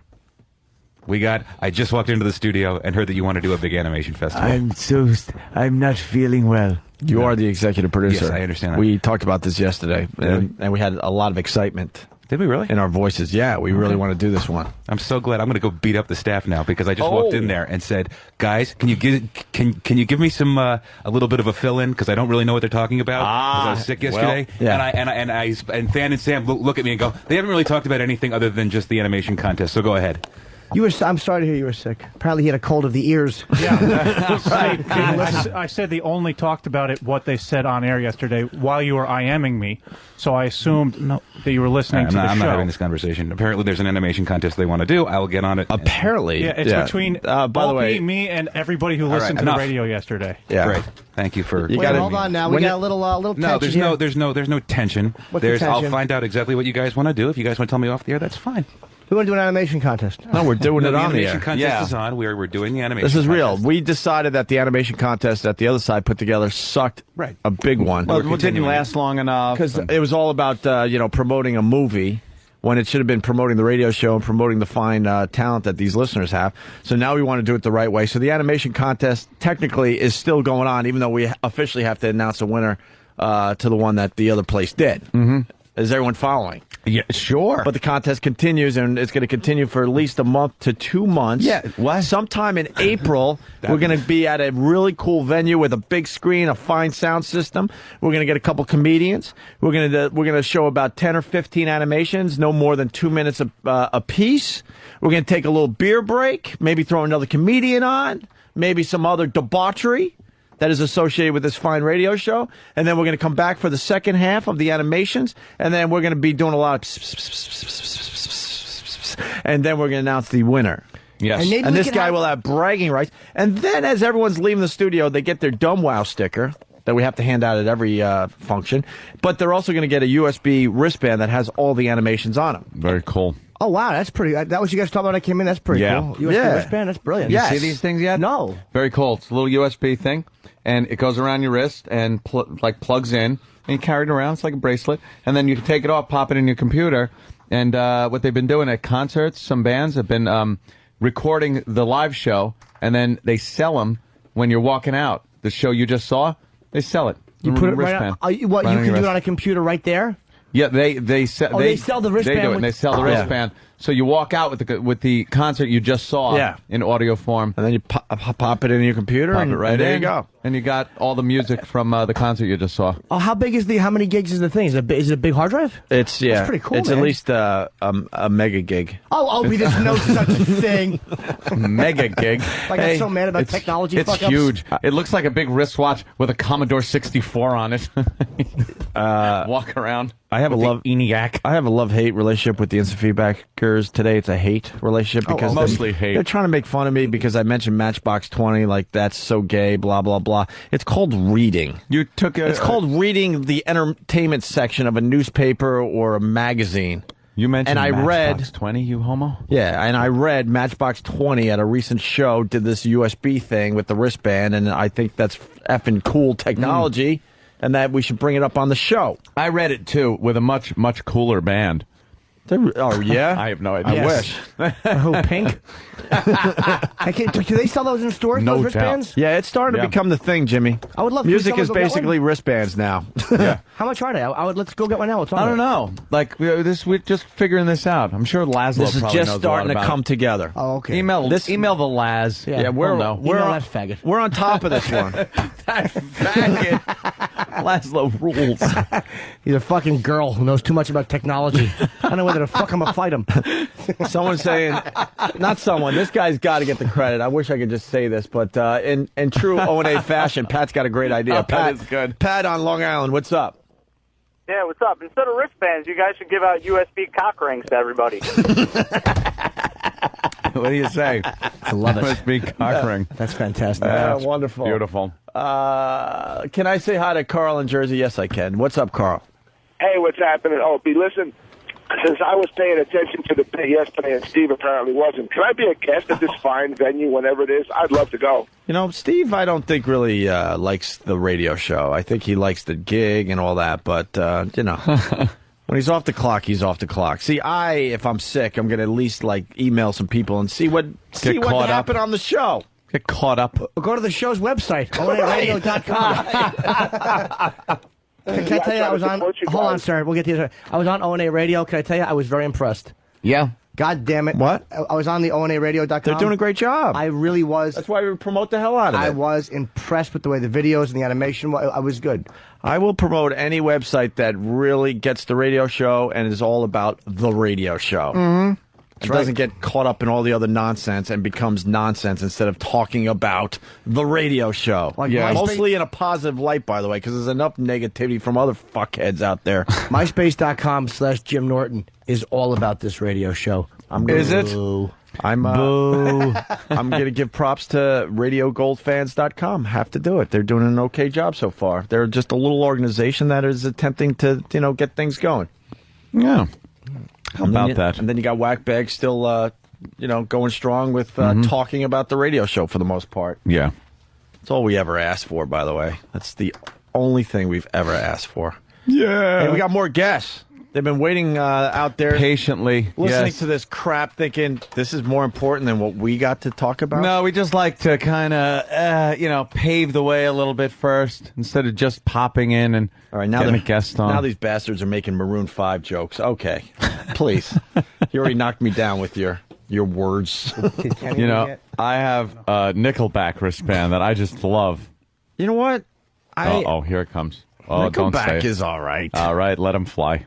You could go a lot worse. Hold on, you could go a lot worse than Nickelback. Yes, you can. And that catchy, wordy song. Tell me you don't kind of start humming that a little bit. A guilty pleasure. What's the name of it? About Rockstar? That's what it's called, I think. It's Rockstar. That's Nickelback. the title. You could get a lot worse than Nickelback, Anthony. Our guests are staring at us. Oh, well, bring him in. I already said, come on in. What do you want? A formal invite? Let's go. Chop, chop. Chop, chop. Look at Roland. Hi. Wow, you're hot. Hello. What's going on? Hello, sir. How are you? Oh, yeah, take a seat. Yeah, sit wherever you want. No problem. Don't mind the coats. We walk from one show to the other. Yeah, we have a real stupid job. We have to go from one studio to another studio halfway through our show. Well, that's silly. It is really silly. I'm glad somebody thinks that. You wear these things? If you want to. Feel free. You look like a casting guy. A casting You guy? look like an important person in entertainment. then that wouldn't be a casting guy. I'm hoping, I'm hoping to be discovered and taken away from this horse shit. So I'm gonna, good luck. I'm going to be showing if you. you're nice to me, I'll put you in my. You could be in our show. Yeah, I'm going to show you a lot of profile. I'm going to show you a nice smile. I got beautiful blue eyes. Yeah, you're doing good already. I love it. I love it. And you've heard, obviously, that this is, we have in studio Marshall, how do you say it, Herskovitz? Herskovitz. And I'm going to try this. Bitsy Tulloch? Tulloch. I suck. Bitsy Tulloch. Yeah, it's okay. And obviously you've been told you look like Bush. I'm sure many times you've heard. Oh, yeah, like a younger Bush. I look like Bush? George Bush, yeah, a little bit. The shape of your face? Oh, man, I'm out of here. Sure he loves, hearing that, right? Oh, for 2 right now. No, I've heard Mandy Patinkin, but not Bush. Mandy, yeah. That's because I'm dressed up today because I had to go on the Today Show. Oh, really? Oh, look at that. How were they?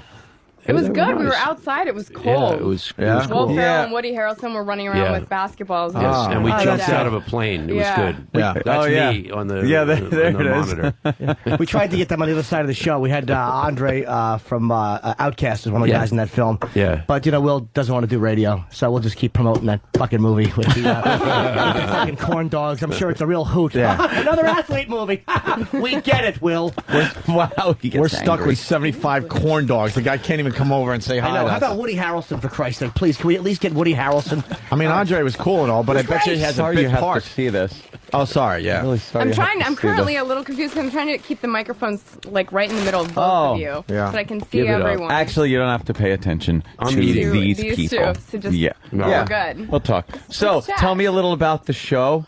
The show is called Quarter Life. It premieres tonight on NBC at 10 p.m. 10 p.m. on NBC, and then on Sunday we move to our regular time slot, which is Sundays at 9, and it is Marshall Herskovitz and Ed Zwick's new 1-hour drama, and the last shows they did were My So-Called Life and 30-something and Once and Again, and they did Blood Diamond and Traffic and The Last Samurai. She's my press agent. Just take me away from this hell, please. Right? Listen, man, I'll we're get on gonna a put you plane in the right show. now. We're going to put you in the show. Really? Somebody in the show is going to do something, and you guys are going to invite them on, and we'll do it here. Yeah, I like that. Actually, this show is based on. Didn't it start on the internet? Yes, it certainly did. It started on the internet. It's still on the internet. It's still on the internet. But is this the first of its kind, like a show from the internet making the leap to regular TV? Yes, because this is the first time anybody's done a show for the internet that could go to TV. In other words, we sort of made it like it was a real show, Like network, spending our own money like idiots. Really high production values, so it made sense to segue. Lonely Girl 15, is that you? No. I'm not, I didn't think so. I wasn't. I was on it. But Okay, I didn't think so. No. And it said Lost. What were you in Lost? Well, the funny thing about Lost, and there's some uproar on the internet about it, is because it never actually aired because it was supposed to be a potential recurring, and then I was the shooting Lost my show episode for of 2 Lost. months. It's the last episode of Lost. I was shooting my show for 2 months, so I couldn't finish it. Did you But I learn shot anything? It, and do you know what happens? Yeah, I played a Dharma Initiative scientist, and I got to play with bunnies. Oh, nice. Yeah, big fat. But they never bunnies. aired it. Yeah, no, it never aired. It's probably on the internet somewhere. Was it but the never bunnies aired. with the spray painted numbers on it? Yes. Okay. Don't tell me I didn't get that spray-painted far. bunnies. That's okay. Hey, please, I didn't get that Thought far. you looked familiar. Still in season 3. Yeah, bunnies weren't really into me. No? No. Why not? I don't know. I'm shocked. Were you I kind of scared? have They could sense fear, bunnies. I don't know. Yes, they do. I know. I scare them and just Who's watch her their little dark side? watch them just tip over their sides and make them go to sleep. Remember Ben did that? We thought he killed the rabbit, but he didn't. Thank God. Let's go back to. So Quarter Life started on the internet as what? I don't know anything about this. Okay. It started on the internet as a show that was in these little 8-minute pieces, but they come together into hour-long stories. Okay. And this comes because Ed Zwick and I have done a lot of TV over the years, and we got sick to death of networks telling us what to do and, thinking they were smarter than we were. And finally we said, to hell with this. Let's go and do it on our own. We'll do it on the internet. We'll make a lot of money. That was the only part that was wrong. We haven't made any money yet. We're spending money. Was it on a website or was it more like a YouTube thing? Well, it was on MySpace and it was also on our website, quarterlife.com. Okay. Which everybody should go to because it's a social network for creative people, for artists, for passionate people, for people trying to create their life. There ought to be tens of people going there then, because when I go to MySpace or any of those things, or YouTube, 99% of the stuff is a waste. That's a vast wasteland. That's the point. But ours is the site where the talented people go. It's really amazing. Really, you got to check it out. He's not biased at all. I will. So these little 8-minute shows, what were they about? They were, well, it's about 6 people in their 20s sort of trying to figure out their lives. Bitsy plays a writer who works at a magazine and blogs about her friends and gets in trouble, and somebody else is an actress. 2 other guys are filmmakers. You know, people sort of trying to figure out how to, you know, what their life is going to be. Is everyone trying to have sex with each other? Or? Well, that does happen, but I wouldn't say that's what it's about. But, you know, it's kind of... and by the way, the opera word is try. Try. Yes. Everybody's in love with the person they can't have. Yep. Right. That's never happened to anybody here. I'd love to play an older gentleman on the show, like the older gentleman who comes into town and the young girls are kind of smitten with. The creep? Hey, buddy. The internet's creep? That's me. I put myself in the pilot as an acting teacher. No, he really did. Who sleeps with one of the actresses. He's a smart man. I'm a this method is what happens actor. when you get powerful in Hollywood. Very smart guy. I caught some shit for that. But see, we delve into a little internet stuff here ourselves. We have Pal Talk, which is just kind of, you know, a little video thing. So we have people, they watch us. Yes. I could pick a bunch of cameras here to go to. I see. And we watch one attractive girl. out of 50 people that are does online. Does she know she's being photographed? Yes, she does. Oh, yeah. Hi, Jen. This would be much hotter if she had no idea. Hold on. There, she's waving. I see. Wait a minute. What? You don't like the name Jen. On her? You don't want to acknowledge that there's actually... See, this is cool. I'm going to put one of our people on that. Yeah, see? We'll put you guys in the show. You should. You're in the wrong city, that's all. We can't afford to come here. Where do you guys film, L.A.? L.A., yes. Yeah, it's not set in L.A., but we film in L.A. So then now that you make the move to NBC, does the show change now? No, sir. It's the same show. By the way, we're delivering completed episodes to NBC. They don't even know what the stories are about. That's never happened in the history of television. Now, we why have is creative that? control. Because you guys got the backing of the fans from the internet? Because it's an internet show. It's a show we're making. And they're just basically licensing the show. So they don't have any say in the creation of it. It's incredible. It's kind of nice to see that TV's embracing the internet finally. They looked at it like, that thing. They're fad. scared of it. But they're scared of it. But like TMZ as a TV show now. It's basically, you know, the website on TV. And, I said finally they're gonna embrace the fact that some cool creative stuff is happening on the internet. Well, you know, it's all going back and forth, and who knows, 3 or 5 years from now, it's all going to be the same. You'll have that big screen in your room, be your TV, your computer, you know, and so it'll all be mixed together. Are you worried that NBC, though, with their standards and practices and all that, will come in and take a show that's a finished product and go, that's not right for the network, and then take something that may be critical out for the storyline? All right. We have to make some changes for NBC, but they are FCC requirements, stuff you guys would know about. Right. We know about, shit, you know. but we constantly break the law. Ignore. We have to take out certain words, and that's all. Okay. But we have not made any changes, and there's no aesthetic changes, no creative changes. They don't have any input about that stuff. Good. It's pretty wild. Good for you guys. That's great. Yeah. Hell yeah. And do you have a website connection? Like, do people watch it on NBC and then maybe... Well, then they come... NBC.com or... Yeah, there's a call out to quarterlife.com on the NBC site so that people can come and see. It's really... quarterlife.com has become this amazing thing. You really should check it out. It's like... that's the thing. Unlike MySpace, where people go on there and say, hey, look at me. And, you know, this is people who are really serious, want to be artists. They want to be filmmakers. They want to be photographers. And it's like filled with really, really cool people connecting. It sounds original, definitely. Different. I like it. I'll pick it up. All right. I like it. There you go. This was a pitch meeting, right? No, that really sounds cool. Yeah, we're excited. We're having a good time. We're having a really good time. And there's this whole like user-generated concept that they're coming up with, assuming the show goes forward, where people can actually like submit music and photos, and you know maybe they'll end up having it on the show. Right. Yeah, we're going to have part of it. Yeah, we're calling it user-generated television, where all the stuff on the show is going to come from our community. Wow. And Bitsy, what do you do with Lonely Girl 15? I shot Lonely Girl 15 after I shot the pilot for Quarter Life, and I was playing this kind of evil character who was affiliated with the Order. And it's funny because I was initially hired to only do 5 episodes, but the fans were really into it because at that point it was before it expanded, so you really just had those 3 hero characters, and they were kind of into this ambiguously evil character, and I ended up doing 15, and I was doing something in the order, and I still honestly don't know what the order is. Like, they never even explained it to me. I just was like, all right, I'll go with it. You know, I was duped by that whole Lonely Girl 15. A lot of people were. At first, I was like, wow. I didn't know it was all set up or anything. Just a girl talking from her bedroom, I thought. It's brilliant. I thought it was too well edited. Did you know right away? I had heard about it and heard that there were people that thought it was kind of a put on. So I went into it a little biased, and then once I saw it, I was like, this is a little too well done. You know, that's smart of you. Because most of the stuff, I troll it like all the time and just look and go, oh, this is crap, this is crap, this is fake. You know, it's getting easier to distinguish between the fake and the real stuff. Yeah, probably true. Well, we never tried to pass ours off as real, so you know. Although there is a lot of confusion with the show, which I think is a testament to the show itself, and that, you know, the directing and the producing and the acting, is that even a month after it had premiered online, people were really confused and emailing me on MySpace, and they were like, "Is this a reality show? Are you your character? I'm confused." There are a lot of confused people out there. It's really That's just the way it is. Yes. Yeah. What else were you in? You look very familiar. West Wing she was in. Oh, West really? Wing was my first professional gig, yeah. Really? Not a bad one to get. Right after I moved to LA, I've done Cold Case. I recently did Moonlight. I have a movie with Sam Jackson coming out this fall called Lakeview Terrace.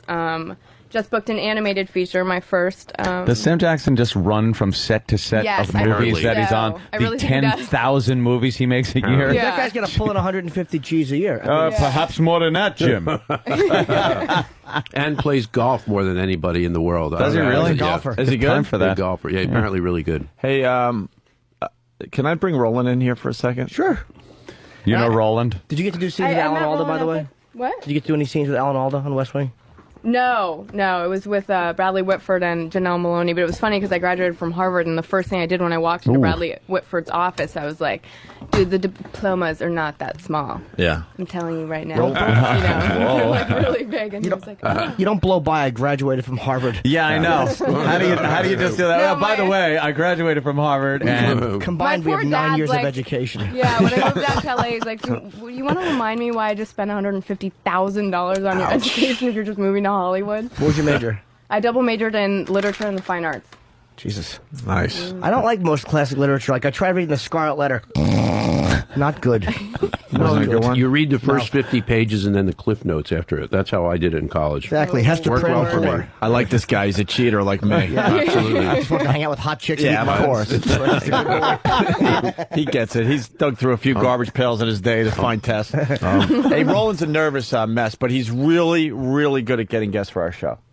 Extremely good. He's very valuable to us, right, Roland? He looks valuable back there in the corner. Yeah, nobody puts baby in the corner. He made sure I got a muffin, so I like it. Yeah, Roland? Yeah. But Will might call him this week. He's not blowing you guys off, just so you know. Yeah, what about Woody, though? What about Woody Harrelson? Woody H, as they call him. I want to talk about Natural Born Killers. I saw him on Sunday, but he had to go back because he had a tight schedule. Listen how good he is on the radio. I would say that. But he's on the Today Show today. I'm still a little confused. Yeah, he's really. I just said hi. See, Roland's also great at the excuses of why people aren't on our show. Right, Roland?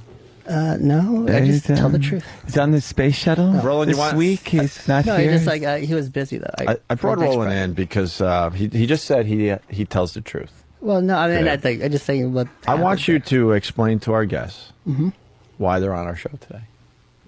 I'm ready. And we have no problem with you guys being on our show, by the way. We're enjoying you guys. It has nothing to do with it. Okay. Roland, I want you to tell everybody what you did. No. We're ready. Are you sure you're ready? I don't know. He's ready. It's nothing that bad. Don't be insulted by what he's about to say, because I will explain. It doesn't matter. Go ahead. All right. Roland? I just sent an email out. No, Roland. What? No. Roland? Come on, Roland. Yeah. Well, how did this come about? They tortured me on air. It wasn't a torture. It wasn't a torture. It was like, let's just put it this way. I'll explain this much. There's people and guests that are offered to us that we don't know much about, so it's very safe to say no. All right? You guys might have been in that no category is all I'm saying. Yeah. But Roland, we did a little negotiating with Roland. Yeah. And by the way, this is working out for us because I see your people out there getting very nervous. So we negotiated with Roland, and Roland, what did you do on air? You guys gave me a prostate exam. Roland got a prostate exam by a doctor. To get how many? 3. To get 3 what we call free passes. Right. He could book anyone that he wants on the show. Okay, this is fine. But why did Roland want us? Because this I is love my the show. man. It's Isn't that cool? Oh, This is that's my great. man. Isn't that This is a great sweet? story. Gross, but it's great. It is. Isn't that cool? It's a great story. So, like, technically, It really is. It's a great show, so I believe that you guys should come in. He to believed in promote you it, guys so promote much us. that he took a finger up the ass live on our show. And we didn't. Don't This is mis- my man. Wait, don't This is my man. misinterpret. It wasn't like we didn't want you guys on the show. We hadn't No, you said didn't yes know or no. who the fuck we were. Roland- You thought he was in I casting. get it. Roland just Who are these came in people? and said, "These are 2 of the guests I'm going to use." And, Right. But that's what he did. It's working out again. Yeah. well. It's a shame this is radio because this is a very lovely woman. Beautiful. here. Fantastic. You know, Bitsy is had you known what she beautiful. looked like, I don't think he would have had to get a finger up his There ass. there wouldn't have been anything. Instead of thinking that the casting agent and it's bring your daughter to work day thing was going on here. Do we have the audio of Roland? See, that's, my God. that's what you need to be Oh, doing. you're not gonna my show God. us, Why are would they you? do anything? Where's No, Derek? no, there's no showing. It's radio. Thank God. See, that's why. I'm really touched by this story. I really am. Well, Just we sit there figured like you ass. we figured we'd make it fun for you guys as well because you do a lot of interviews and Yeah. and you might wonder why you're on certain shows and not on others. And It's true. I was kind of out there asking my publicist, I'm like, what are we doing here? What are we doing here? Yeah. I know. And in our Oh, case, terrible. that It's fine all because gentleman of over there Roland. had to take Yes. a finger up his But it's good on 2 things. He's a fan of the show, That's the coolest. and he's going to be around a while because his prostate was very healthy. Well, that's So good. you I'm glad have, to hear that. you have a Glad to hear fan that. that won't be getting sick. Hopefully, if if you we guys- come back, it won't be quite so torturous. No. Exactly. No. Yes. So have you guys gotten in trouble recently? What's your most recent? what do you know about us being a bigwig in Hollywood? Well, I know. No, I know about. We the, considered I know mildly about the church subversive. thing. Oh, the church thing. Yeah, I was, know about that. That was Thumbs bad. up or And thumbs down? Not bad about Oh, that. that for me, that was thumbs up. I was going, way to go. Okay, I like these guys. Clearly, people don't understand their sense of humor. Yeah, we were making a statement, man. Freedom of religion. That's what I say. We've been good boys for almost 2 hours. 10 months. Yeah. We've been out of trouble for about 10 months. So we're due. Is it better being over here on the satellite side? When you explain the whole thing with the internet and being able to do whatever you want and stuff, absolutely. But this is our dilemma. We don't feel like we're talking to enough people yet. Yes. So for us to be able to do both, kind of like what you're doing, by the way, was that's what's exciting for us because we still want to reach as many people as possible with this crap, like guys getting fingers up their ass and stuff. I have a lot more fun on this side, though, because the freedom is here. But there's never, it's never less fun to have freedom. Yeah, I understand. But it's getting easier and easier to maybe do satellite full time because the numbers are starting to get up there. Yeah. Like when we started, Same thing on the internet, by the way. The internet Never less audience. fun to have freedom. What? Not quite a Jefferson quote. It's never less fun to have freedom. That's true. Wow. Maybe he That's said a regular. that. Ask not what you can, if you want to do things for your country. Don't ask what your country can do, but rather what. Never less fun. Yes, I'm a bumbling ass. But as far Never have fewer had more fun More for fun. the greatness of the whatever. as For far as- less people than. As far as technology goes, we're in a transitional period, and it's kind of exciting because I'm starting to find myself, spending a lot more time watching videos and stuff on the internet than I did 2 years ago, and it's obviously, like you said, it's really starting to grow. Yep. At But the a numbers, quick pace. numbers, just like what you're dealing with, the numbers of people who watch video content on the internet is nothing compared to television. Still, right? Nothing. Yeah. It's like 1/10. So that's the problem. When you get a video that gets 1 million views, we've had a few in our day with some of the stuff we're doing. That's a one-time thing. It's not like a series. I understand, but even 1 million doesn't compare to what is going to watch Quarter Life on NBC. 2.3 million. It's up to I got 2.3 on million. one of my YouTube videos. 2.3 Wow. million Good for hits. you. Wow, did you ever see the Seattle video of the guy on the horse? That's Hey, him. that wasn't me. Do we have Roland getting the finger up his ass? Looking. Oh boy. We can all sort of do Steve that. going to get a beating after the show? We'll do it all together. We've all Actually, had it Steve's done. not going to get a beating today. Now I go right to Eric Well, Logan. not all. There's somebody in this room without sans prostate. Well, you know, Well, women don't have well, them. I was talking about the men in the room. Yes. I should have assumed that. Yeah. Yeah. Anyway, so Roland, you're off the hook. They don't replay. Why you keep looking out there? You getting nervous on us? What? No, I was seeing what he was bringing in. Oh yeah, because Kenny just lumbered in It with looked like food, and I was like, hey. You can split my turkey sandwich with me if you want. Oh, good, I just Split a haven't turkey done sandwich with Jimmy. This is Kenny. Thank you, sweetie. Hey, Kenny. Hi, Kenny. How you doing? Kenny, show your personality. Why don't you grab a mic? Grab Roland's mic. He's not using it. This is our trained killer. He looks like one. I don't want to interrupt your interview. What interview? He even gets it. He's just eating a muffin going, all right, I'm with you guys. What the hell is this crap? Is asshole even on the air at all? Let me just plug my show. I want to live here. This is great. Yeah, I got a surprise for you guys. You might be one of our guests that actually go, when are we going to go on the air? We've been on the air for 20 minutes. This is Club Soda Kenny. He's a big wig in Hollywood, Kenny. You might get discovered Yeah, here. but is he in the March issue of GQ magazine? No. I don't think so. Who's in the March issue of working on GQ it. magazine? Yeah. Opie and Anthony. Yeah. Oh, Really? Who are they? Oh. Exactly. See, that doesn't impress a guy like this. Okay, you're going to have to do much Impresses better than me. that. We are. Look at his small dinosaur head. It really is a Look at little it. Bronto My head. head is very small. He 'cause actually it's has to got grow his very hair low out on the brains in sides to He's make it like look like a normal head. You're more like a stegosaurus. Yes, maybe you you got can- a real little head and a big body. Maybe you could cast him if you're doing a story about a witch doctor, and he could be the one who said the inappropriate thing. Yeah, I'm good at that. Shrunk his head, and his hair's really dry. What should he do? Your hair has a nice luster to it. What do you use? It's my fabulous hairstylist, Jeremy Clark, who's sitting out there, who did this. Oh, What's up, Yeah. Jeremy? Hey, good job there. You did our hair for a radio interview? Absolutely. But look at what happened. I mentioned it. Yeah. There you go. See? Who is that cool person in the hat and the glasses? That is a That's my cute little publicist. I like call her that. Sasquatch. Sasquatch. Yeah. That's always affectionate for a woman. Why would you? Well, no, see, we were on Nice a photo term. shoot for Interview Magazine, and I came out in this like gorgeous Versace gown, and she was like, "Wow, you look like such a sex pot." And I thought she called me Sasquatch, and I was like, "Oh my god, I totally love that you called me Sasquatch." And she was like, "I didn't call you Sasquatch, you idiot." That would be nice for a sexy look. You look just like the Yeti. Good luck to you. Now go. Oh, you look like the abominable snowman. Plump your breasts up. All right. I thought she had a hairy... All right. Well, that is an odd thing to tell a woman. You look like Sasquatch. Yeah, I mean, you have to go with I that. kind of like that look. She Yeah. was kind of No, cool. little fedora, Sure. little black boots and glasses. And her hair is probably up right behind. She has longer hair, Yeah. but it's up. Am I correct? She's cute, right? Is this the best interview you guys Cute have done? girl. Yes. Best interview? No question. Today, yeah, so far. You know, Yeah. anybody ever tell you look like Rick Yorn? Do you know who Rick Yorn is? Talk about bigwig in Hollywood. Oh, could this be good Famous for me? manager. Oh, manager. I don't want to be a manager. No, he's No, a he's very gonna be on important the guy. show. Who's What? Rick Yorn? Yeah, he doesn't want to look like anyone else. He's going to be on the show. I'm going to be on the show, right? Yeah. He's handsome. Yeah. Are we going to try to have sex on the show? No. No, you're gonna That's try. too No, far. well, too far. Very cool. You're terrible. Why am I terrible? Because you'll have to be creepy guy. No. Would I be creepy guy? No. What would I be? You would be a boss. Let me think here. You would be Go a around the boss. room and tell. You could work at Women's Hold on. Attitude magazine. You could work at Women's What Attitude the magazine. fuck? That's In the like a gay copyright. thing. You could be a No, boss. I don't want to do the gay thing. No, You're Opie a has boss. Opie was going Oh, somewhere that's with this. good. No, it's not Yeah. good. Go around the room and tell each of us what we would play on Quarter Life, let's say. Okay. Because you're good at this, You right? would be a well-meaning boss who's about to be fired because you refuse to compromise your principles.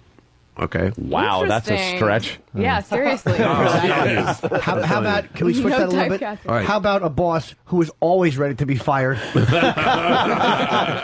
And compromise his principles. And completely compromised. Well, yeah.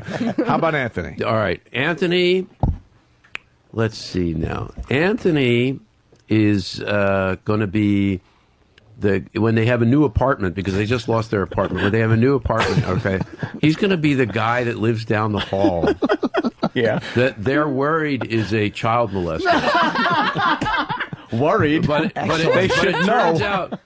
it turns out he's a famous psychologist and has actually, saved a lot of people. Oh, Hey, that's all right. Interesting. You got a good one. I like Better that. than my boring role. No, I don't like the Why famous would they psychologist assume? thing. Why would they assume I would be into young girls? Maybe they saw your hard drive. We're trying to get a prom date for Anthony. For real. Really? And I know it sounds like a hacky radio bit, but we're going to do it in our own style. In a high school prom? Look, oh, yeah. Your own style is stupid and shouldn't even be touched on. Well, our angle is that the girl has to put out. I'm not going on a prom date, first of all. Wrong with that? I'm not going with a girl You mean he has to a prom scruples? date. That's Well, interesting. yes, and I'm not going to violate some high school girl for this program. Anthony Really? dates Do it on my own time. He dates two kinds of girls, 18 and 19. That is not true. Let's go to Jimmy. Jimmy in Core I've Life. upped it a couple of years. Yeah, what would Jimmy be? Vote out. Jimmy is a, let's see, what is Jimmy? Debonair older gentleman, Yes, like right. a John Forsythe type, Yes. who comes in as a lawyer. Get E-Rock and Kenny in here, too, because we're going to continue this bit with those. He's, one of them, yes, one of them has a car accident, and you're the insurance agent who comes to figure out, and then you hit on one of the girls. And she's quadriplegic, and as I'm working out her settlement, I say, look that way, and I give her breast a little squeeze. And I continue with the paperwork. Oh, my God. And how about Kenny and We just T-Rock? might have lost Bitsy on that one there, Jimmy. No. She got a little She's nervous. right with us. She's fine. She's got a right little with nervous. us. I was thinking he could be more like the brother of the Nebuchadnezzar character on the Oh, show. there you go. Andy, He right? could be Andy's brother. He could be Andy's brother. He could be Andy's sort of debonair older brother. Kenny, can I you don't know come where into the the debonair light? is coming from. All right, this is Kenny. No, how about him All and right, E-Rock Kenny. together, though? Because I think they should be an alternative couple that moves in. I like know him Kenny separately, is. though. I know Kenny. Kenny's 6'5". Kenny is the bouncer at a club. Of course. Wait a minute. Who gets into a relationship with Lisa because she flirts with him in order to get in, and it turns out that they have all this stuff in common, and they end up having this real relationship. Yeah, but I don't like girls. What is Why, that? why do You're you an have actor. to? Why do you have You're to an actor. try? You're an actor. Yeah, why? Pretend. How about this? Kenny's the bouncer who everyone thinks is retarded. Yeah. But then they test him and realize he almost is. Not quite that bright. All right. Who's this person? What's he going to be on the show? E-Rock, why don't you say something? Show this man your personality. There's not much to go with here, but I'm Eric. Hi, Eric. How are you? Oh, we already have an Eric on the show. Sorry. Can he be Ted, the president of the Tiny Sweater Club? Actually, it's funny you should say president. He's a guy who's already made $15 million selling a web design company. And he's a young rich guy. Yes. Oh. Yeah, is he? Well, he kind of is. And he's known around the neighborhood for washing his clothes and then drying them on very high heat. Stupid Dickie. It's not that bad. No, it's not. I mean, it's not great, but it's not that bad. It's not great. We're on a medium. Trust me, he's a disaster Yes. in many ways. We like E-Rock. He's a good boy. But Well, we tolerate him. How about Sam? How about young Sam? Here Who's we going go. an afro for Afro Wars? All right. Young Sam. Okay. Wow. Wow. Wait, This is- why the this wow, is- Bitsy? No, The 'cause hair. young Sam should actually be on the show. The rest of you guys forget it. You're a bunch of old farts. Young Sam, you know what? I think, you know what? We're going to talk to you afterwards. I want you to read. There's a part I want you to read for her because love to do that. I think he'd be great as. Let's see. When Eric. Wait a minute. Are you serious? Oh, he's serious. I'm looking at him right now. I'm like, oh, shit. He's serious. You're Wow. so old. This You're guy, old. this fucker, just saw Golden Sam. well, He's in the demo. His whole attitude just changed. He's in the demo. That's a real casting call now. Yes. I'm a creative 20. I'll It's our figure out. target He has demographic. this earnest face. What the fuck? I think love Sam it. just got discovered. Yeah.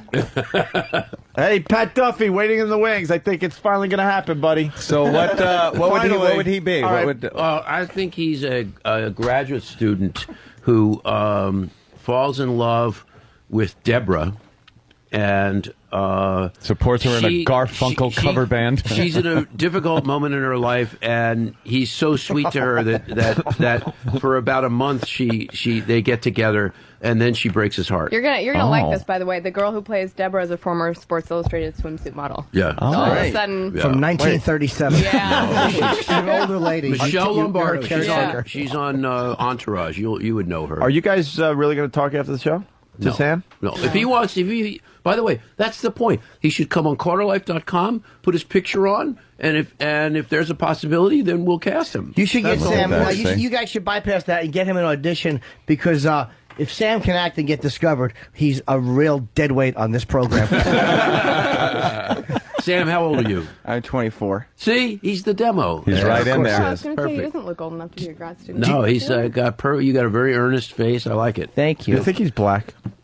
Do you think he's a descendant of Thomas Jefferson? For He's real? a real He's not- descendant he's of got a Thomas Jefferson. Jufro.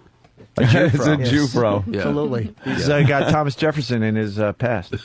I'm serious. Really? Yeah. No He's a joke. Jeffersonian type person. Yes, he looked back in Why, his are you an genealogy. intellectual? Yes, I am. He's What's from your the- last name? Roberts. Roberts. Yeah. He's from the So side. how did you get that hair? I don't know. Well, Just there one day. You're going to have to I ask see. Thomas Jefferson about that. I see. Yeah. You know about the other side of we the know what family. happened. Well, Jefferson occasionally went out back. And, Yeah. I'm going to go for a walk, honey, with some lemonade. Are you related to Thomas Jefferson? Yeah, he really is. We No did the joke. family tree. He's like a great cousin or something. Cousin. Great cousin. Great He's there. cousin. He was right. He's I'm related glad to to hear Jefferson the same way we're all related to like Adam and Eve. Yeah, exactly. Now, Exactly. bottlenecks. I don't have the paperwork in front of me, but he's there. No, you can always try out for the show. I will. That's it. We'll And do what a New York casting. What website should he go to? Let's get the big plugs. Quarterlife.com. You want to Very do good. Travis or Than real fast? Any of these guys? Well, get your Travis attention? is. I haven't even seen Travis, you, get Travis. out here. Okay. Right, No, that's right, Dan. Who are you? I'm Sam. Oh, all right. Well, you're the one I saw. Okay, you're the. Let's see. What is he? He looks like. He looks like a FBI agent who is investigating where Eric he's coming up with this crap. for un-American activities because of his political activism. Wow, that's good. Yeah, he's a No, he young looks like he FBI could be agent. like a friend of Eric's. He could be a Yeah, friend he'd of be a Eric's, friend of but Eric's. actually he's a double agent working The for the activist, FBI. yeah. Nice. Or can I make an amendment? He's an FBI agent who also has dreams of being an actor. So he goes out and auditions for commercials that he never gets. Because we ruin them for him. Because I give you guys the script and read it on air. Yeah, it didn't work out too well. Yeah. And of course, our own Travis. Yeah. Right here, this Travis. little waif-like. He looks like he could be from New Orleans. Oh yeah, Maybe Really? Deborah brings him back from New Orleans. That's perfect. He's a friend Yeah. that Deborah brings back from New Orleans. Yeah. See, I think you need to give me a casting credit on the show now. Okay. Yeah, she All brings right. him back from New Okay. Orleans. I would guess there you go. from his Yeah. body type, it's Helping right rebuild after the ninth Katrina, and he was starving for about I'm very 3 healthy. weeks. Oh, sorry, you look Where thin. are you from? Originally Baltimore. Baltimore. Close enough. Baltimore. I was born there. The Wire territory? Oh, I love Close. that show. Baltimore. like it? Baltimore. I love The Baltimore. Wire. Yeah, me too. The I Wire come from rules. I have it all Slupia. on DVD for the plane back. Oh, very cool. What season? I think 4. Okay, I'm up good. to Kids. the end of season 1, finally. Good. Finally. What? Season 1's The still Wire? my favorite. Oh, Amazing. Yeah. Oh, yeah, it's great. Yeah, season 1 is still my favorite. Really? season. Yeah. Cool. All right, Yeah, well, we'll just sit here and talk about other shows. Let's do why that. not, That's though? great. It's, everybody's, That's great. it all Actually. intermingles. Maybe you'll have somebody from The Wire on. Maybe Michael Kenneth Williams, now that he's dead. We'll Yeah. come on your right. show. Hey, Well, make sure you I guys believe watch in that Quarter sort of Life thing. tonight at 10 on NBC, NBC, and then yes. Sunday at 9 p.m., which is our normal time slot. Why are they starting you at this 10 girl. tonight and not, why are they just to give the big push, They right? have this big push Yeah. tonight. They have this 2-hour Biggest Loser that's supposedly going to get big ratings, and they're going to promo the hell out of it, and then they'll have us. I love Yeah. The Biggest Loser, so, Yeah. you know, so There you I'll go. well, I can't watch it tonight because it's too late. But I'll DVR it. DVR it. No, we go to bed at like 9. Go on. I You can't can watch it on our website. All right, let's it's do all that. there. Quarterlife.com. Quarterlife.com. You guys got to go? What? It's cool. Well, I'm off to The View. Oh. Pretty much the same thing, right? Hey, can you do me a favor when you see Whoopi? This is true. Tell her the Opie and Anthony show agrees that she should not have been snubbed at that Oscar mention the other night. We are very irritated that she was snubbed. Yes. The what? So, they were showing a montage of Oscar hosts, and they didn't show Whoopi, who hosted it 4 times. Oh. And she was actually very hurt, and she should have been. Yeah, she And was we all had a choked weird up on The View. relationship with her. Why didn't they do that? Probably because they're racist. That's my guess. unbelievable. But we wanted to. But they didn't have we back her. Steve Martin either, right? Yeah, but he's known to associate with black people, and I think that's a problem they had with him, too. You're saying there. No, I just think that they had a problem with Whoopi Goldberg. For Well, they some didn't reason. have him That's because bizarre. he remade the Pink Yeah. Panther, and they can't acknowledge the Yeah, fact that he would yeah. actually do that to Peter Pete. Sellers stepped out of his Peter grave. Sellers, right. No, don't show him at all. Humiliate himself. Hollywood- Very funny, Steve, with the mustache. Don't you agree some comedy should never be remade? Caddyshack, Yes, Pink of course. Panther, like Of course. they're perfect. Absolutely. They remake Caddyshack? Yeah, they called They did? they The called black it Who's movie. Your Daddy? Yeah, black. Oh, Who's Your yeah. Caddy? And that's the other I thing agree. Hollywood's doing is the black version of very classic things Like that the Honeymooners. The Guess Who's Honeymooners. Coming to Yeah, Dinner? that was What? a shame. Guess Who's Coming to Dinner? They remade. Wait, Oh, did they? really? They did, that's right. Yes, in the it other was direction. It's Bernie one Mac. of my favorite movies. Yes. The biggest original disaster one. was The In-Laws. remaking The In-Laws. Oh, Peter yeah. Falk was, That was a crazy. genius in that freaking I thing. love that film. With, what's his name? Alan Arkin. Yeah. Alan Arkin, right? Yeah. Alan Arkin was great, and Glenn Ross. Yeah. I don't want to steal the leads. No? All right. I love Alan Arkin. Give us a chance to Did you ever react. see The The Russians old Are Coming? conversation stopper. Huh? You ever see The Russians Are Coming? From Yes. the 60s? Emergency. Everyone to get from off street. Yeah. Whitaker Walt. I love that film. Do we have a clip of Roland getting it up the ass? Oh, do they have for to? heaven's How long is the clip? A It's just reason gotta go for to the this. View. Got to go to the From our View. All right, really goddamn fast. show. I know, right? This is the reason why you guys came on the show. And we had a great time. It worked out in the end, but this is truly the But she has reason to why. you have to put your headphones on. And then don't mess You up could your just hair, though. Put it near your ears, yeah. Just hold them near Although your... you do have your hairstylist. Yeah, you'll be okay. You'll Yeah, be all right. that's right, All right, we're Jeremy. ready. This is truly what Roland had to do to get you guys on the show. All right, here we go. Yeah, don't show us the top of your head. All right, this is we love getting the reaction shot. All right, If you Dr. can't Steve. see the camera All right. while you're getting a finger up your ass, the camera can't see you. Right. Getting a finger up your ass. All right. Remember that. Are you doing the testicle first? All right, he's lubing up now. And there it goes. It's going in. Hurting the It's going in. Watch that face. It's going in right now. Oh, Stay out of the way. Here we go. You ready? Oh, it looks like a can't- one eye. One got- eye. He's turning into Popeye. Roland, how Buddy is it? Hackett. Roland. Perfect. Absolutely normal. How was that, Roland?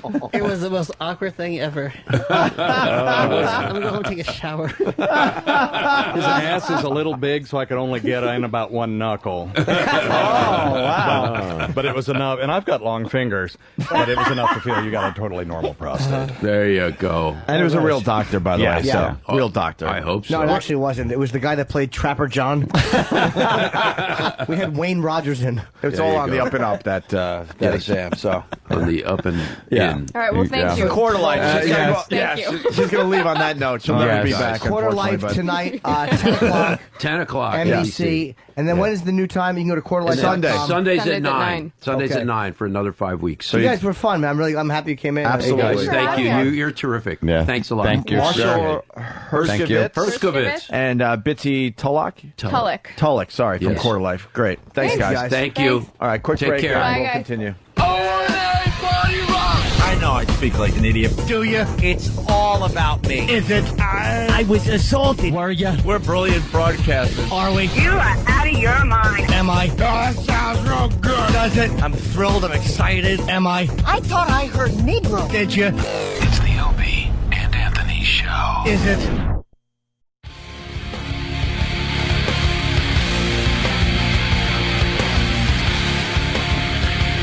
It's the Opie and Anthony Show.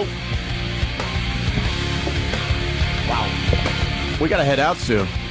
Yeah. And don't bitch. We gave you 45 extra minutes yesterday. It Oh all my works- God, did we? It all works out in the end, doesn't it?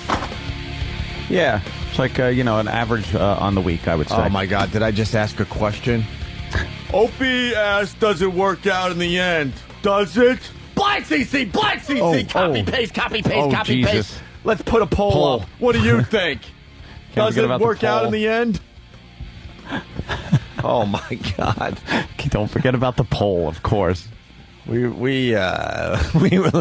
created this monster, Oh, I know. this proactive thing. We created it, and now it's like our worst enemy.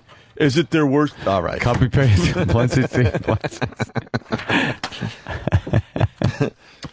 Gary Coleman on the Today Show. We could do that. I want to find out what that was all about because his freakish wife. Yeah. Does Ronnie B, the great Ronnie B, acknowledge that Black Earl is Incompetent, stupid. Well, he acknowledged all that. moronic, That's all the obvious useless. stuff. Yeah. But has he acknowledged that Gary Coleman is the mini version? Mini Black Earl. I don't know. Has he gone down that road yet? I don't know. That would be interesting to see both of them together. Yeah. In like kind of a mini-me thing. Yeah. Have Gary Coleman dress up exactly like Earl, only in little black clothes. Well, I think we got to start with like a side-by-side comparison, and then we'll go from there. I see it in the face, definitely. You know, Earl doesn't even acknowledge us anymore. No. No. Hello. Hello. I'm Earl. Hello. I don't know. Hello. Oh, fuck you. He gets mad. All right, we did that too. All right, I'm trying to find something good. You cleaning house? We did all this stuff. This is all. Oh, really? This is good? No, there was something else that we really did want to do today. What was it? There was one more story left over from today. Funny. Hey, did we ever do the potty talk? Okay. What's funny? So, Earl is, did I ever acknowledge Earl is, and then I just got an answer that I shouldn't say on the air. Oh, okay. Stupid. Fucking funny. Boy, man, that Boarfest just took all the air out of ourselves, didn't it? No!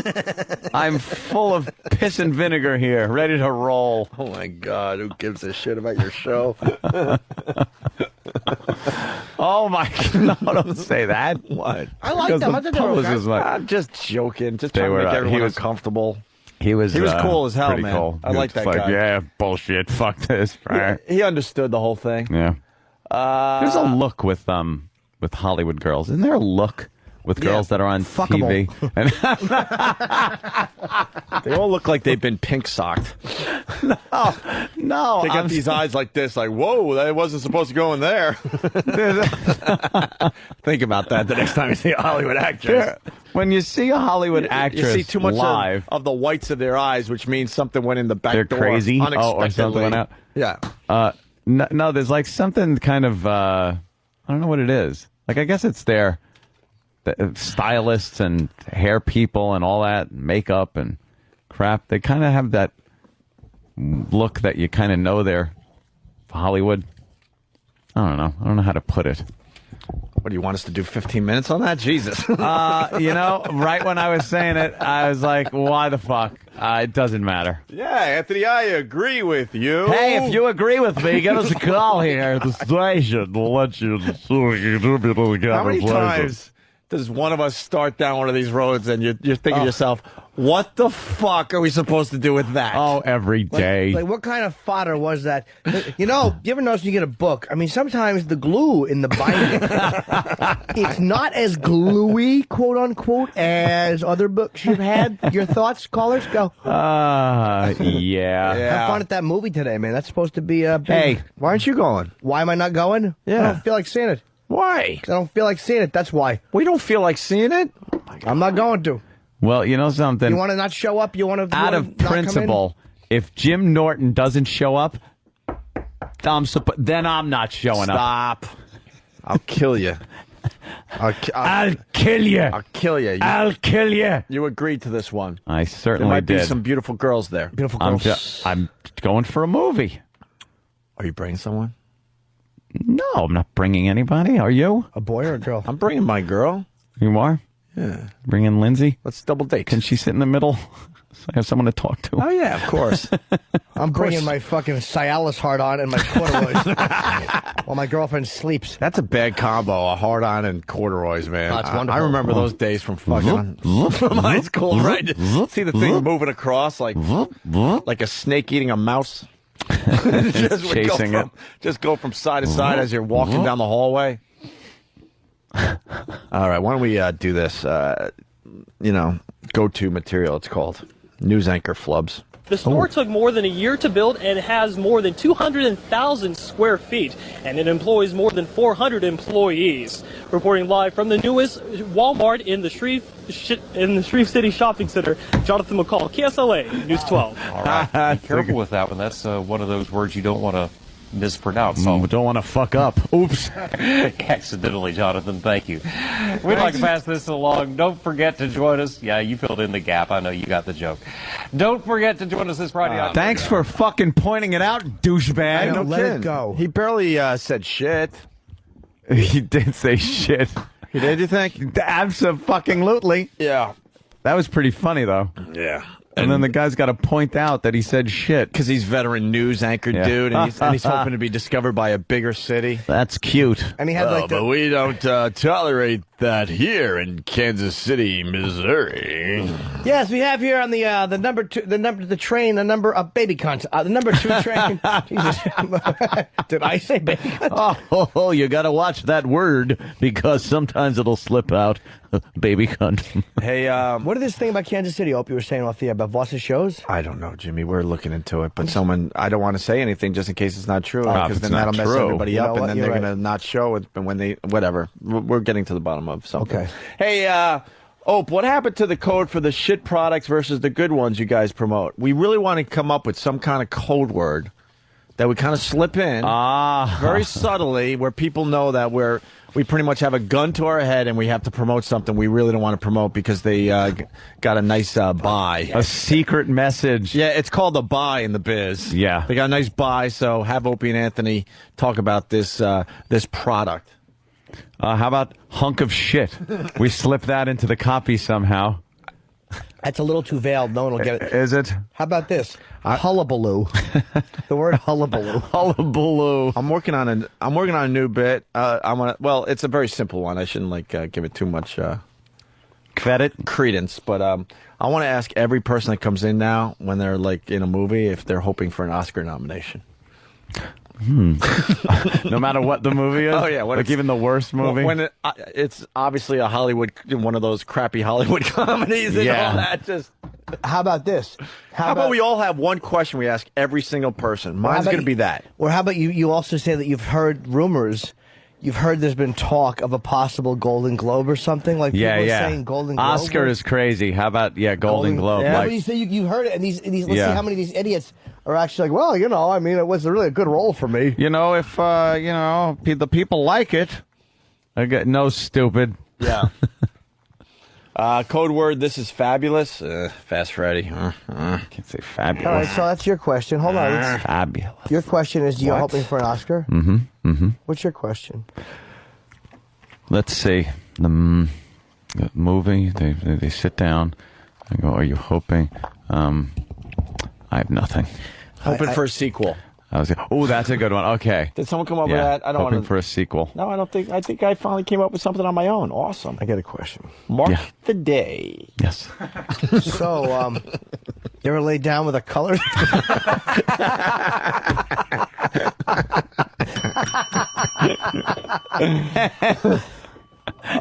Laid down. You ask him that. Whether they're white, black, Spanish, doesn't matter. Black guy would go, what? That's great. Just say it. Hey, Doug in Arkansas, I completely agree. He writes, if you get the stars in the movie, it's shit. If you get the main guy, it usually means it's shit. Because if it's a really good movie, the main guy does the big, the heavy lifting. He goes on Letterman, he goes on Leno, he does the Today Show. Yep. So usually when we get the big star, it's because the product needs a lot of help. That's a good point. Well, remember who we got for Poseidon? Richard Dreyfuss. Right. And that movie kind of... We had fucking Richard Dreyfuss in the studio. Yeah. How he was great. Is that? He was good. Hey, coin cleavage has been postponed because you broads aren't willing to come in here and have change dumped on your chests. Your tits. You'll gape your asshole, but you won't let us pour coins on your chest. What the fuck is that about? We got 10 girls for the cherry darts thing where they had to spread their assholes wide open for us. But coin cleavage, which is pretty innocent, I don't even think you have to be topless. The girls don't want to do that one. What the fuck? And there was a lot of money up for grabs, and basically the girl that holds the most coins gets all the other coins that are spilled on the floor. And I was perusing Rate My Wow. Right. And there are some girls on there that have tits that could actually be shaped into gunny sacks. It looks like they could actually hold shit. Yeah. In these horribly flappy, droopy, saggy, child chewed out tits. Yeah. You could win some money. Right. Oh, that's a good one. How about, are you suggesting we raise a generation of super kids? We're already doing that bit with everybody. But hey, and here's the other thing. Good news. The first piece of the old puzzle. $2,500 for animation contest. Wow. That's good, but I want better. Cool. Who's giving up the $2,500? All right, yes, dig deep. What do you got then? How much? Who's giving up the $2,500 for the Cartoon Fest stock anime Bash-palooza? Cartoonomania? Yeah, Who's giving up the $2,500, Steve? To be determined. Steve is frazzled today. Poor guy. But your sick voice went away, huh? 2,500. Yeah, it's gone. Oh my God. The 2,500 is. Who is it, Steve? Who is it? The 2,500 Who is it? courtesy of XM right now. Who's giving it out, Steve? Who's the sponsor? He's so annoyed. Who's the sponsor, Steve? God, grant me the serenity to accept the things I cannot change. To change the things that I can. He's not even looking at the difference, and to not throttle the shit out of the person to my immediate right. He basically wants to strangle someone. I love this. I'm trying to be Oh, diplomatic. he sat down. That means it's time for therapy with Steve. All right. So what are we talking? $2,500. He's laying back. $2,500 to give away, which is great. Oh yeah, $2,500. Who's sponsoring? Who's giving it away? Come on, no spit sponsor it out. yet. Okay. No sponsor. XM is just throwing XM 25. will pony up the $2,500 if we can't find a sponsor. All we right. have pricing on the wristbands. And we're looking into a price on the venue that you asked for. And somebody brought up a good point. He's like, if we're not part of your tiny little O&A community and we live somewhere else, what about wristbands for us?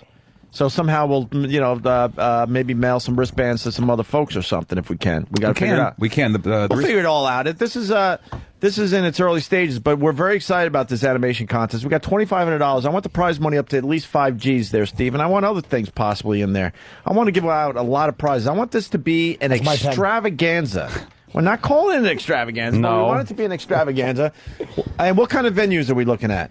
So far, we got Hard Rock Johnny, I guarantee that. Beacon-sized venues. Check the Garden. We want a couple thousand people at this thing. Right. Check Giant Stadium. I want Giant Stadium in March. Yeah. Get it. Make it happen. What is this? What is this? Book it. What is this? The XFL, Jimmy? Jesus. Hey, but that's good. We got $2,500 so far. We're looking at the USB wristbands because after the animation contest, we want to spread this material around to people. So we're going to hand out the wristbands after the show for everyone in attendance because we might have to charge some money for this. Hopefully they leave the venue with something in return. Yeah, those wristbands aren't cheap. I checked a few prices online. I think they're like $3 or $4 a piece. Okay, that ain't bad. But for a beacon-sized theater, that's a lot of motherfucking money, Steve. Well, exactly. Well. That's what I'm saying. Well, wake Will up from his hangover and tell him to start getting some sponsors for this. Already did. He said this shit. He said he's got several that would be on board with this. All right, very good. We're very excited about this animation contest, and we got an. Did you fart? No, Steve. We got to announce a winner from the other contest. We still haven't picked one from the other contest. All right, we'll have the winner tomorrow. What's up? Those are $3 to $4. So we can get all the animation on a $3 to $4 fucking. Disgusting. Yeah, that's amazing, man. That's fucking amazing. Yeah. Well, it's only going to be about. Stench comes out of your asshole. It's only going to be about 45 to an hour of material on there, so I think we could get that done. Oh my God! What are you doing? Cute boy made us stinky. Awful. All right, animation winner from that dumb contest that was poorly executed. We'll give the winner tomorrow, but the animation contest is officially continuing. And this is all I asked for from the creative people out there. Hold back your work. Don't start putting it on websites. I want it to be a nice big surprise when we're all at the Beacon Theater seeing it for the first time. So try not to spread it around until the contest is over. That's right. And then we'll put it everywhere for you. Because we all want to be surprised. You're obviously going to have to submit it to us so we can pick the better ones. But we want the audience to be very surprised, okay? And we'll let the people know. How about this? For everyone who gets picked, first-class airfare in a hotel suite. Get on it, Chief. All right, so we need a venue and we need an official date. We're looking at mid-April. Mid-April. So it gives it a solid month and a half at this point. Do we want to do it on tax day? No. That's April 15th. We can make it a whole tax and animation taxing. Oh, suck. All right, so that's good. This is moving along, Steve. You'll have more info tomorrow? Yes, I will. Every day I want an update on this, please. All right? Because we haven't been out there doing anything. This is a good one for us. Well, all right, so hold on. When are we looking at starting this thing? Stop with the farting. What's the matter? I took some Metamucil. Metamucil in the house. Metamucil in the house. All right, we got another. God, Jimmy's stinking up the whole room. I took Metamucil yesterday. I can't help it. That scrapes your shit walls. Oh, God. Metamucil is God. I just picked up the orange flavored. That's what I got. I love the orange flavored. It's fucking like it's God's fingernails scraping your colon walls. Get the smooth texture. Oh, you don't go smooth texture. That's for fucking, it's for rookies, man. I like a fucking gravelly one. It gets in there all the nooks and crannies. You want it to feel like a mini Freddy Krueger's going through your... Yeah, I want those walls clean. Yeah. All right, hey, another flub, line of the day, out of here to go see Semi-Pro. Free corn dogs, too. Have fun. A 1,000-footer lake freighter has bottomed out. The bulk freighter was on its way to its winter berth located on the superior side of the Duluth Harbor. Julie Pierce is on the scene, and she's here now with details. Julie? Good evening, Michelle. This ship is one of those 1,000-foot ships that you often will see out in the harbor during the summertime and during the shipping season. It was built over 3 years. Why would you continue? I would just she be lose like, her mind? I would just be like, did I just say shitter on live TV? Shitter, 1,000. Oh, imagine the cock you put in there. Oh, no! I did impressions. Keep that close. We'll replay that one. Okay. That's a good one. Very nice. Shitter. That's a good one, shitter. 1,000-foot shitter. You need a big cock to make her yell. Hey, there's panic going on in the animation world. A lot of Why? chatter among the animators. They're wondering if CokeLogic is going to be eligible Yes, for he this is. contest. I say yes. XM has to figure out that loophole because technically XM pays CokeLogic, but you got to let him in. He started this phenomenon. You got to let the guy in. He started the whole animation thing. I believe with Warner Brothers back in the day. Yeah, back in the 30s. Back in the 30s. He first started animating for Warner Brothers and Bugs Bunny, I believe. Didn't even look like him. Little known fact about CokeLogic, he animated the colors. What? Oh, you mean from black and white to the color? No, he animated the colors. Oh, okay. I was trying. I was really trying. Yeah. Steamboat Willie. His stuff has been banned in 38 states, but he was the one that animated the colors. I crack myself up sometimes. Oh, God.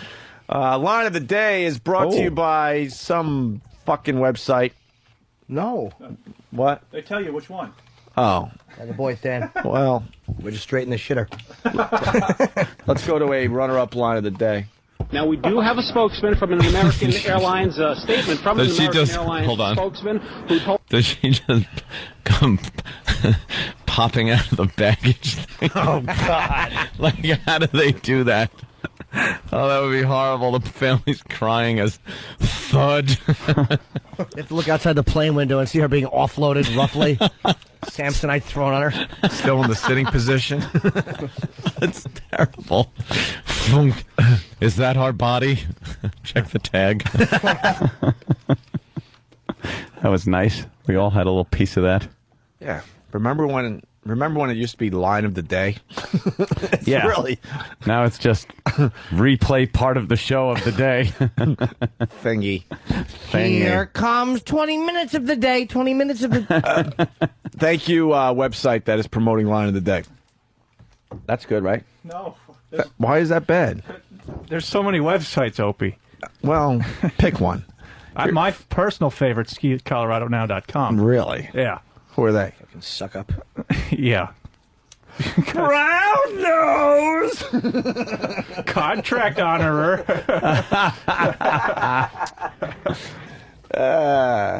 Do you really want to know why, Ope? Because I thought you might have known why. What? They're such a great website. Ah, who gives a crap? All right. I do want to ski. I thought about that the other day. Yeah. Metamucil's like Opie trying to find the G-spot. That's Charlie, lingering lungerer. Oh. Here's another runner-up line of the day. Oh, my God. That's not that. That's the North American fat-bellied zilch. It flutters in a circle around the Boston Harbor. Goes nowhere. Unless it's under the wings of the giant Dane bird.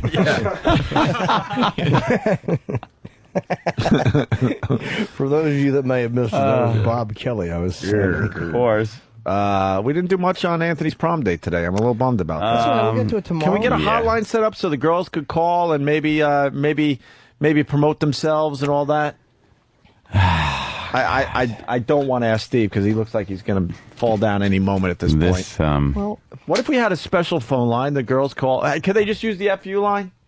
Make it easy for everybody. All right, you got the FU line, but we're also going to use that phone number for the girls out there that are hoping Anthony goes to the prom with them. Uh-huh. Just remember the one rule you have to put out. That's right, in the S. Out. Anthony has to be able to pink sock you. Oh yeah, we're on this side of the show. That's right. This isn't. And what he's going to do is this: he's going to pull that fat cock out of your ass at such speed, your asshole is going to window shade back. What the fuck are you talking? Your asshole's going to snap back like a fluttering window shade. Oh my god! And you have to get out of the car and go back up and see your parents with your asshole hanging out of the back of your dress like a fucking aardvark nose.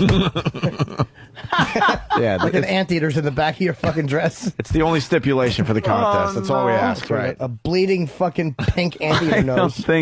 I don't think that's going to work out very well. Potential dates, start calling the FU line and tell us a little something about yourself, where your high school is. And what do you think? What? You honestly think that's going to happen? Yep. Yeah. Mm-hmm. Yeah. Mm-hmm. Yeah.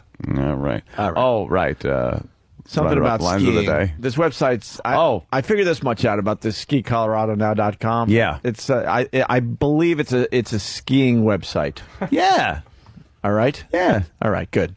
What do we have to? It's great. You're going to get all kind. What? Why don't you say something about it? It's a skiing website. Yeah, SkiColoradoNow.com. SkiColoradoNow.com. Here's a runner-up line of the day. 26 world-class resorts. What?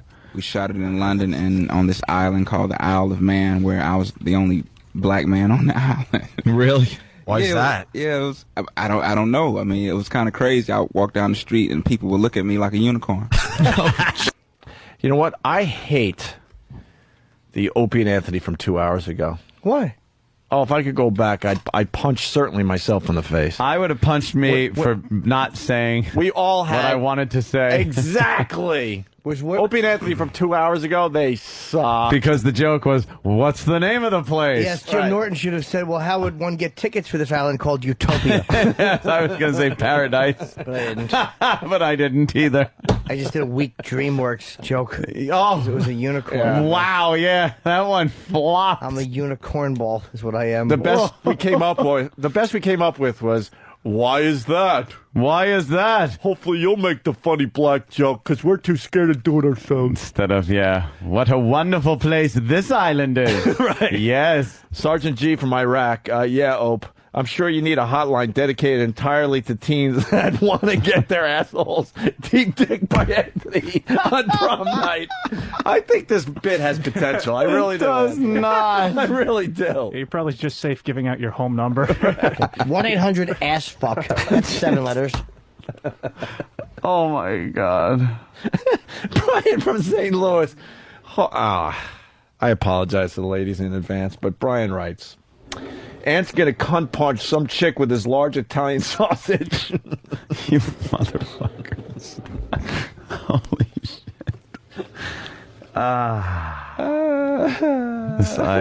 I don't think this is innocent prom thing is going to work out. Oh, I came up with another idea yesterday. Mm-hmm. You know what's weird? I gotta tell you guys something. The fact that Dan's trying to wrap the show up and we're just going on and on. They can't start the movie without us, Dan. Don't you understand that? What, they will? Yes. Oh, fuck. All right, I'll tell you what's weird tomorrow. All right. Something to do with this radio show that after 3 years and 4 months, I decided to start doing radio again. Ooh. This is weird. I actually am starting to write down ideas and stuff again. All right. See how that works. Right, we'll see if we'll give that a whirl. We'll see if that helps the show. I don't know, but no, really fast. I'm going to do I want to do a feedback show very soon. Yeah, just a show that is based on just feedback. You guys can be part of it, or you guys go home and I'll just do it for an hour. I want to do a feedback show. Instant feedback? Yeah, that's all it is. We come in here with nothing in front of us and just go, duh. All right, so you want to do a show tomorrow or Thursday. Right. And then we look at the feedback and they got an idea or something and we go with that. And then we move on to something else and then we just work off the feedback for an entire hour or two. Not a whole show, that'd be crazy, but maybe for an hour. The feedback show coming soon to the Opie and Anthony program. Here's your line of the day. We got to get out of here. Right to commercial. Here comes the line of the day. Line of the day.